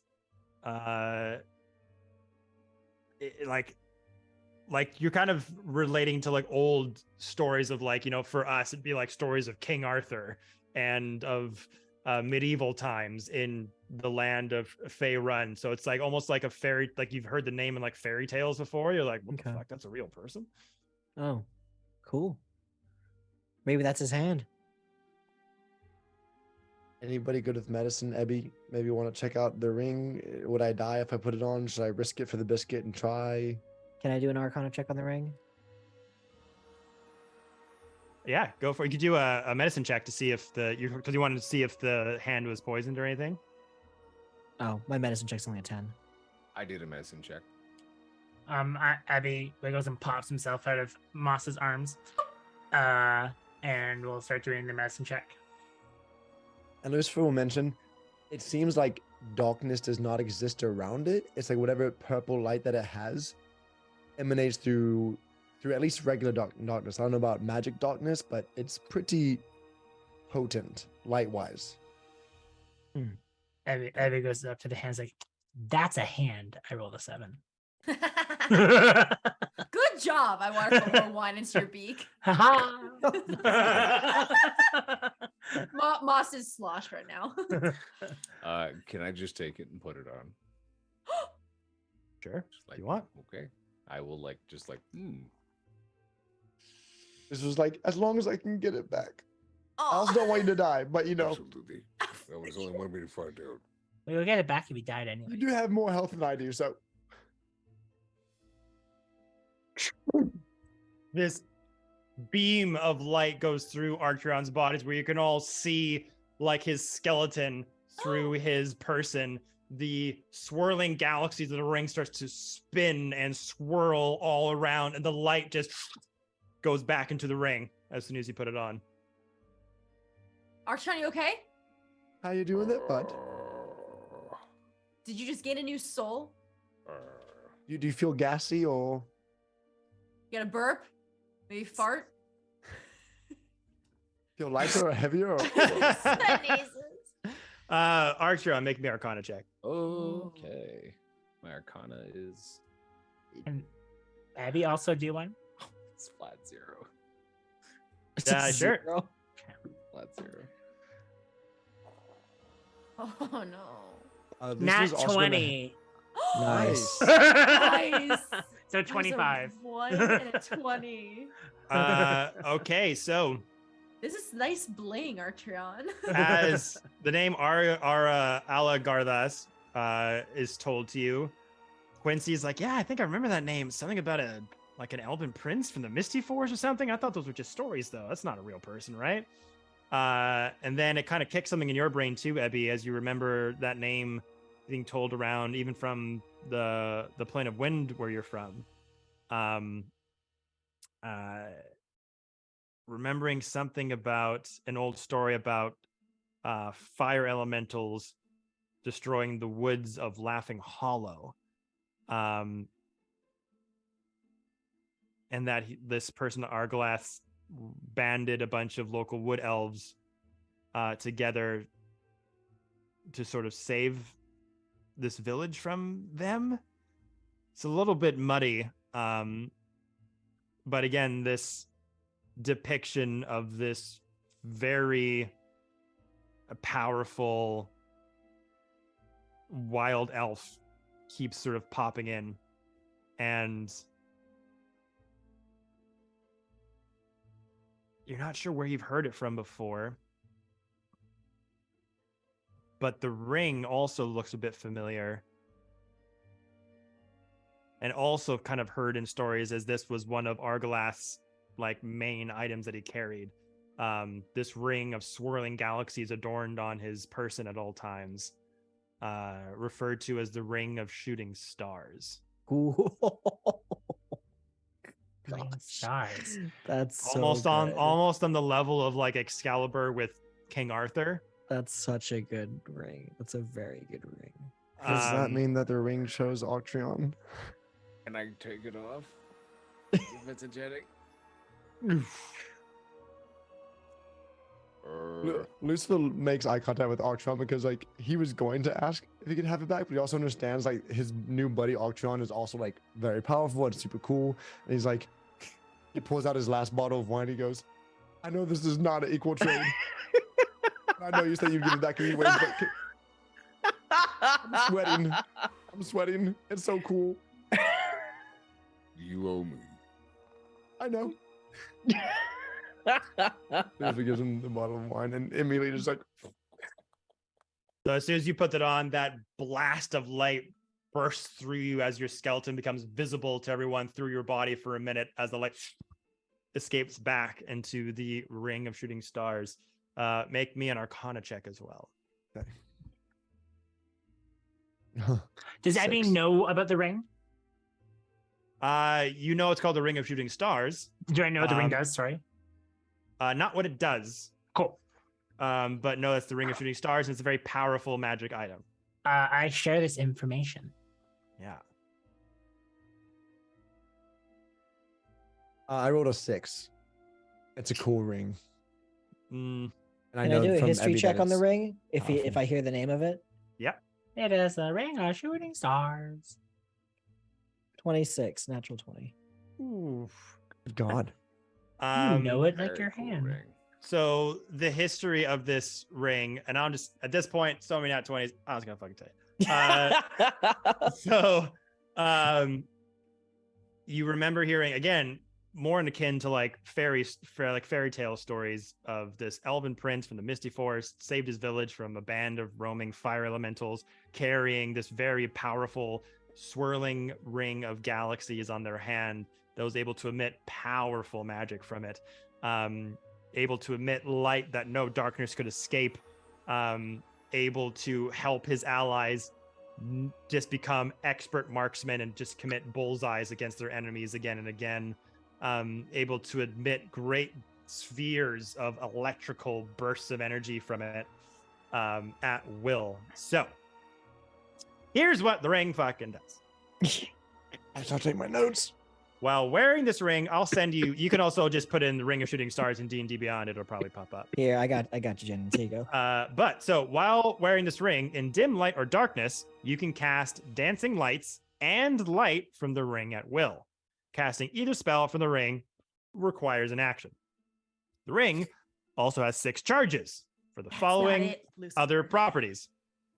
1 charge lets you cast Fairy Fire from the ring, Which is enabling great. anybody in Fairy Fire radius anyone who gets affected by it, will cause them to be attacked at advantage. That's 1 charge. Spending 2 charges allows you to create 4 3-foot diameter spheres of lightning. The more spheres you create, the less powerful each sphere is individually. Each sphere appears in an unoccupied space you can see within 120 feet of you. The sphere lasts as long as you concentrate, up to a minute. Each sphere sheds dim light in a 30-foot radius. As a bonus action, you can move each sphere up to 30 feet, but no farther than 120 feet away from you. When a creature other than you comes within 5 feet of a sphere, the sphere discharges lightning at that creature and disappears. The creature has to make a DC 15 dexterity saving throw, or on a failed save, the creature takes lightning damage based on the number of spheres you created. So if you cast 1 sphere, it's the strongest. If you create 4, it does damage, but not as much. So 1 sphere can do 4d12 lightning damage. 2 spheres can do 5d4 lightning damage. 3 spheres can do 2d6 damage, and 4 spheres can do 2d4 damage. So basically, think of them as little lightning bombs. One can just casting one makes it super powerful. 2, pretty powerful. 3, pretty good. 4, all right. But we'll do damage if anyone goes within 5 feet of them. You create floating little stars that you can launch at people or protect you that just kind of hover around you. Yep. Can I And protect my friends. you can place them wherever you want. Within Cool. 120 feet away from you. That's pretty big. So you can expend 1 to 3 charges as an action. For each charge you expend, you launch a glowing mote of light from the ring at a point you can see within 60 feet of you. Each creature within a 15-foot cube originating from that point is showered in sparks and must make, again, a DC 15 saving throw, dexterity, taking 5d4 fire damage on a failed save or half as much on a successful one. Oh, okay. So you could, up to 3 charges, you could launch a mote, and each mote does 4d. So he could technically do 15d4 damage. Ew. It's a very good ring. You're now a spellcaster, Jennings. You want to keep You're this. a spellcaster. Lucifer just leans over to Archeon and says, I will protect you with my life. It is a very good item. If you I'm want gonna- any of my regular weapons, This- say this- the word. This bottle of wine is slowly turning sour. Mr. just killed 3 hags. No big deal. Lucifer in his mind is just like, thank God he said, as long as I can have it back after you try it. Before we knew what it was. This is mine now. He knows it's the only thing that and his kindness is what's gonna give it back. And his kindness and his vibrato. Lucifer very sheepishly pulls the papers out of the gross hand. He's just like, you want these? Thanks.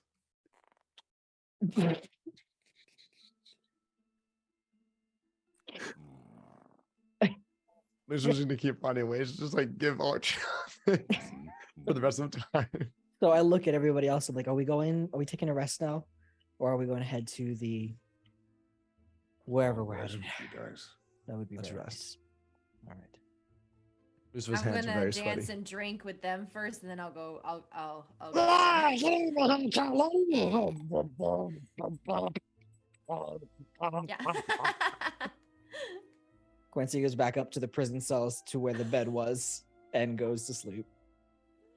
Did And you as you're all kind of leaving that area, one of the Chorids, the Chorid Queen, says, thank you for whoever gave that brilliant sign for us to come and do our thing. That could not have come at a better goddamn time. Harry just smiles, but doesn't want to take any credit. He's just happy he did something. It was you? Mm-hmm. Zebby, that one right there. That didn't work. Yes. Yeah. The commander of the winds and the lightning itself. Yeah! and they all just are a little bit drunk at this point with their small bodies. And 5 of them are just lifting you up.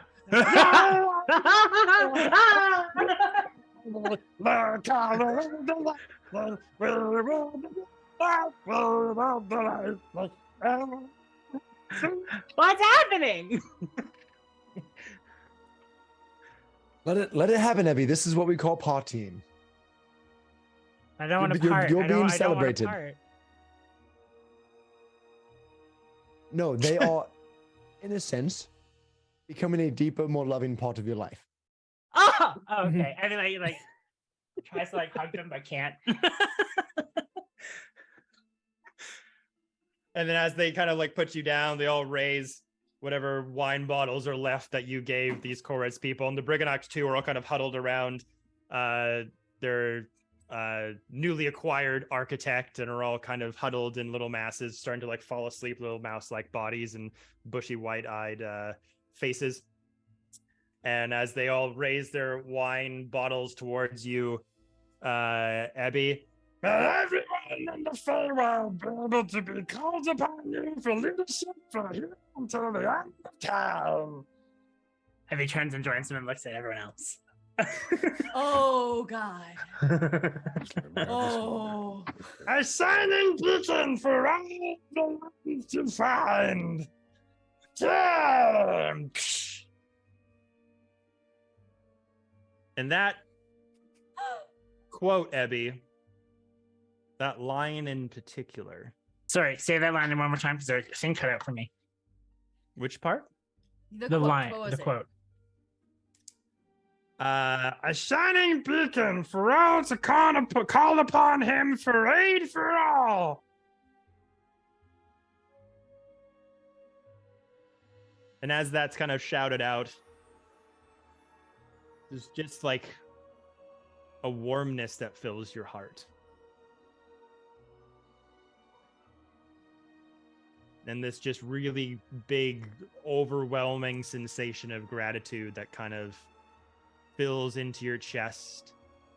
And it gives you a very warm sensation that you haven't felt in quite some time. Leaving you with the notion that your actions in this land have really been for good and have really elicited change. Abby links his fingers and just places his hands on his chest and then just sits in the moment. His little flowers and fireflies are all just dancing around peacefully. Okay. So as the fireflies kind of emit from Ebby's person, dance around in the night sky, you all find places to rest in the Motherhorn for the night. As you all start to slowly go down to rest, and Ebby puts their head down on a bale of hay as the Koreds all fall down asleep one after the other. You hear a familiar voice, Ebby, start to speak to you in your sleep. Well done, my friend. You were quite the formidable force with those hags. I was. Oh, yes. The way you commanded that room.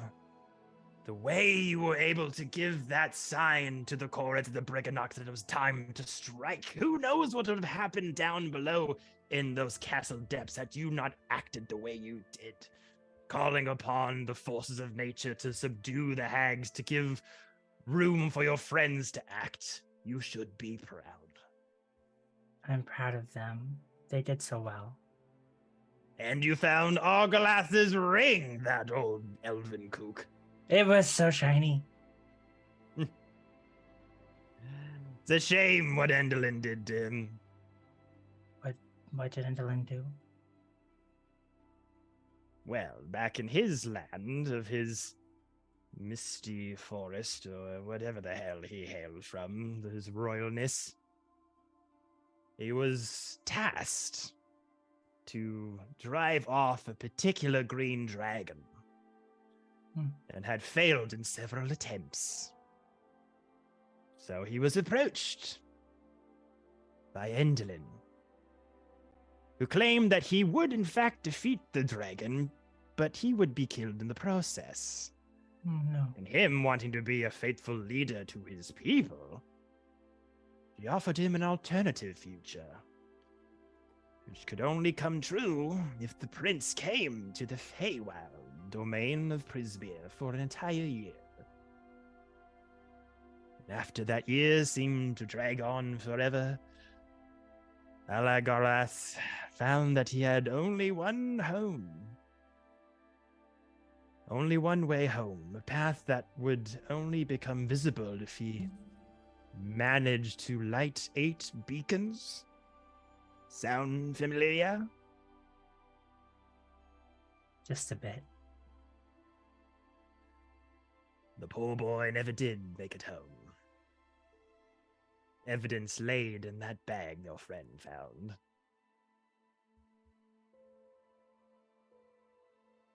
He never got away. But his loss is your gain. A Lucy's new game. item to bring the land of Prismia back into its old ways. It's really doing better. Look around you. And as you kind of like lift up your head and look at the Koreds all sort of dancing in slow motion with the Briganox all clapping, some passed out with bits of pools of wine beside them, the fireflies that you cast still dancing against the night sky. You're bringing peace and happiness back to these people, Abby. I'm happy I could help even just in the little. They deserve it all. And I'm assuming you want to continue that good fortune. You're so close to your ending your quest, freeing Zybilna and the Palace of Heart's Desire. Mm-hmm. Every step. Just feels more warm. And do you miss home, Abby? Do you miss the plane of wind at your back? At times, I remember it. Home has Remember? been over. What do you mean, remember? I don't know. It's a feeling.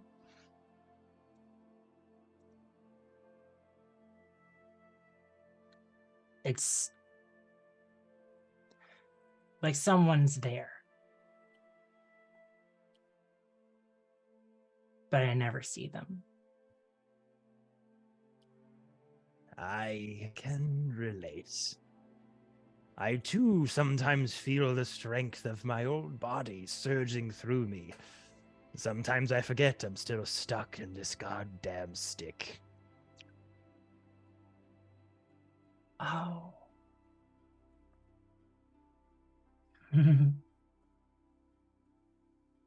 That's right.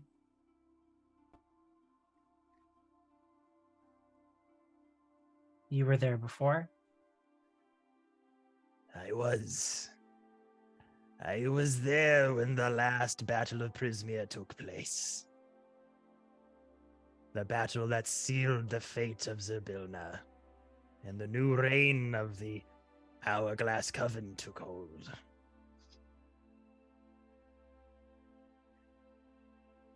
And I take it they took you from where you wanted to be. I was there by choice, doing what needed to be done, but fate had other things in plan for me. As a byproduct of that battle, sealed away in a prison I cannot escape. But there may be a way that maybe we can free both of ourselves and get each other back home. Both of us? There is a particular staff that I wielded. It still may be in the palace that you are heading to. And it'll help you get out? It'll help me be free. It'll help you on your quest to free Zybilna and let the lands of Prismia get back to what they once were. Then I'll promise I'll get it for you. Thank you. But one thing, can I know your name? Make a persuasion check.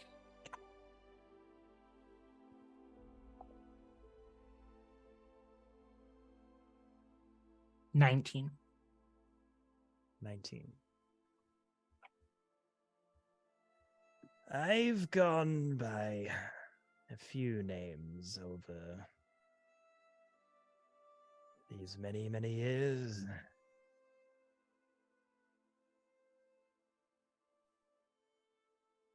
But we're friends, right, Abby? Oh, yes. And we can keep a secret, can't we, Abby? I promise. I've had many promise me things in the past, and that last promise led me into my current state. What assurances do I have that you will keep your word? That you don't want me to share your name with anyone?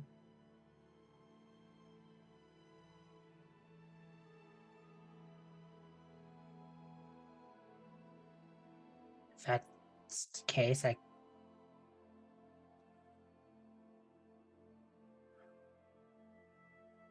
I can only give you my truth, my actions, and the help and anything that you need.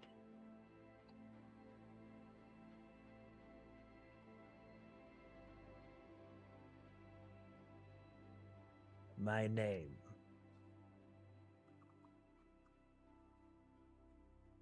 is Ringle Run. Ringle Run. Does Abby need to do a history check for that? Never heard that name in your life. Okay.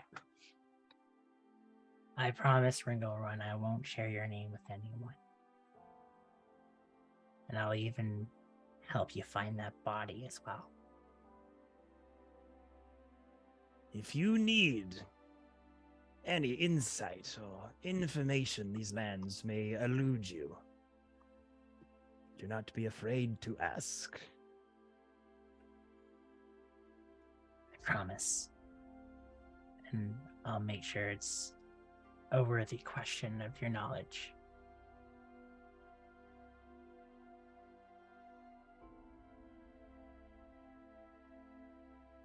Good night, Abby. Good night, friend.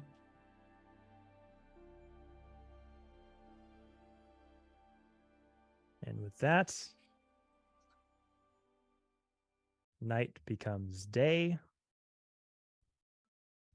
and the sun rises over the amphitheater. And for the first time in a long time, the storm clouds are not gone. The rain has stopped, and a cool summer breeze starts to waft in from a bright golden and pinkish hue of the sunrise enters into your various rooms that you're in. So you've all long rested. You've got your slots back. You've got some abilities back. You've got your health back.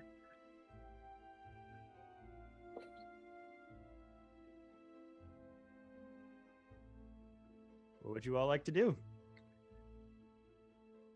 Let's go adventure. I want to go up to the bell thing and ring the bell. Let's adventure to the bell thing, which I think is what we have to do. Don't sound too excited. I mean, that's what I'll do. I'll wake up in the morning if someone else is in the prison cell with me.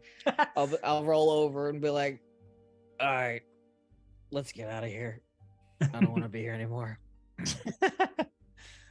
After you, my friend. Going there. Gingling, gling, gling, gling, gling, gling, gling, gling, gling. Also, if there's any other lightning bottles, I want to put them in my bag. There's 2 left. I'll take them. All right. So after you ring the bell a little bit, wait a little, then through the bright shining hue of the golden sunset or sunrise, you see 5 silhouettes of bird-like apparitions start to burst through, and their shadows move towards you and get larger and larger. And soon, I think this is our ride. This flock of giant pink cranes flutter towards you, 1 for each. out of character. What about the balloon? Just hanging there. Okay. I didn't tell you about the balloon. Okay. I'm nursing a hangover. I'm like, okay, I could drive. It's fine. Hop on one of the birds. I can drive. I'll get on a bird. Lucifer kind of whispers to his team. I wonder if there's any power or issue when we make mention that the hags that many of these creatures were serving have been slayed at our hand. A nice bragging right, but I wonder how it'll be taken. Also hops on a bird. Maybe we don't say nothing till we get where we're going. Fantastic. Yeah, Also, I'd agree. as Lucifer goes like mount this bird, he just turns to Ebby and just says, "Just in case, no offense," and hops on the bird. Oh. And it just like looks like. Okay. As the cranes all come to this, start to flock around this outdoor balcony, Gleam kind of comes towards you, Arcturion, with Armador. Well, my furried, muscly bound friend, I'm afraid this is where we say goodbye. Oh, well, Armador, you've been a great companion. You've been a fine specimen of feline ferocity, my golden-maned pal. But I must guide my friend back to her sister so they may reunite once more and continue to be a service of the Feywild realm. Oh, take Hurley with you. His daughter is where Glimmer is. Please. Anything you say, madame. And the little leaves kind of let him allow to bow and curtsy to you. You're a fine party, Monarch 4. Oh, Armador. That's one. Yes. Here. Reciprocity. You've done a lot to help us, and I want to flick him the star sapphire that's no longer glowing. There you go. Do something with it. Oh my god. Oh, I don't know what I'm gonna do with this. You think you can maybe let me go down to another plant full of dandelions and have my own little show with this thing, or what? There's probably some other sentient plant life that would really get a hang out of these people. And it's like, the Gleam's just like, I'm sorry, we're just gonna go. It's fine. I mean, go off, Armador. Call it the rose bush. Ooh. Excelsior! And just Oh goes my forward. god. I love Armador. Real quick, is Clabberclaw still hanging out with the balloon? Crap. Or is there something that I have missed? Um, On one of my sessions that I was gone. I assume I yeah. missed something. Oh no. Yeah, he's there. I still don't trust Yeah. that thing. Quincy, are you cracking up because he's still there with the balloon? I forgot. Yes, I was completely concerned that forgot. in one of the sessions that I was gone, that something happened And to then the balloon. the camera just swipes to like a star wipe, and Clabberclaw's just like, I think they're gonna be back in a day now. You'll see. They're He's gonna like- in a day now. They're gonna come. They're gonna come back. there's a little beetle just like crawling on like the side of the bear balloon. I say, no, they're really nice. They wouldn't forget old Clabberclaw there in the weather balloon. I just gotta keep my steadfast, be patient, and then they'll go Lucifer leave me. mentions it. I will be like, I'll ask the bird to turn us that way. Let's go pick him up. Has Clapperclaw killed any more deers and, done the super clamp? Clamp. Because Lucifer was either going to say, like, if we couldn't go back, to at least send them to go talk to him and update him on everything and take care of him. But if we can turn back and go get him, that would also be marvelous. I'm okay with going back and getting him. Lucifer has like a deep attachment to that poor little creature. He's very concerned for his well-being. You're just abandoning NPCs. It's fine. Any day now. They'll see. They're gonna be back. So you take good on the cranes one at a time. They hold your weight as you say goodbye to the Briganox A and bird on a bird. the Coreds. A bird on a bird. You all start to ascend into the sunset skies, making a bit of a detour to go back through the mountainous terrain of Yon, where you had parked your storm weather balloon, sort of at the base. You go there. There are no body piles. There are no dead animals. You just see Clabberclaw just with the two little legs just off the side, of the edge of the weather balloon, their claws out, their stag skeleton skull head still atop of their bulbous short body that's adorned like a scarecrow. 1, 2, skadoo, 3, 4, knock at the door, 5, 6, Clever 7, 8. Hey, buddy. Ah, fuck, I forgot the 1, 2, another bit. Oh, guys, you're back. Oh, I knew you would have abandoned me. Not like the bullywogs or all the other people did that I've met. I told all the bugs here that I knew my friends would not abandon me. Anyone that would come to notice. I saw a couple of really cool things. I thought I saw a rock move with its own head, its own mouth, and everything. Turned out it was so just great. Can I Clever climb Claw. into the balloon and just start it up and just get it going and just like, it's like we're kind of semi-ignoring him, but also listening, but starting the weather balloon up. And it turns out it was just a rock. And then I saw another rock, but turned out that was just a rock too. But then the third rock I saw, it was Oh, Abby's just staring at it, not forgetting what he did before, just leering. Yeah. It's true.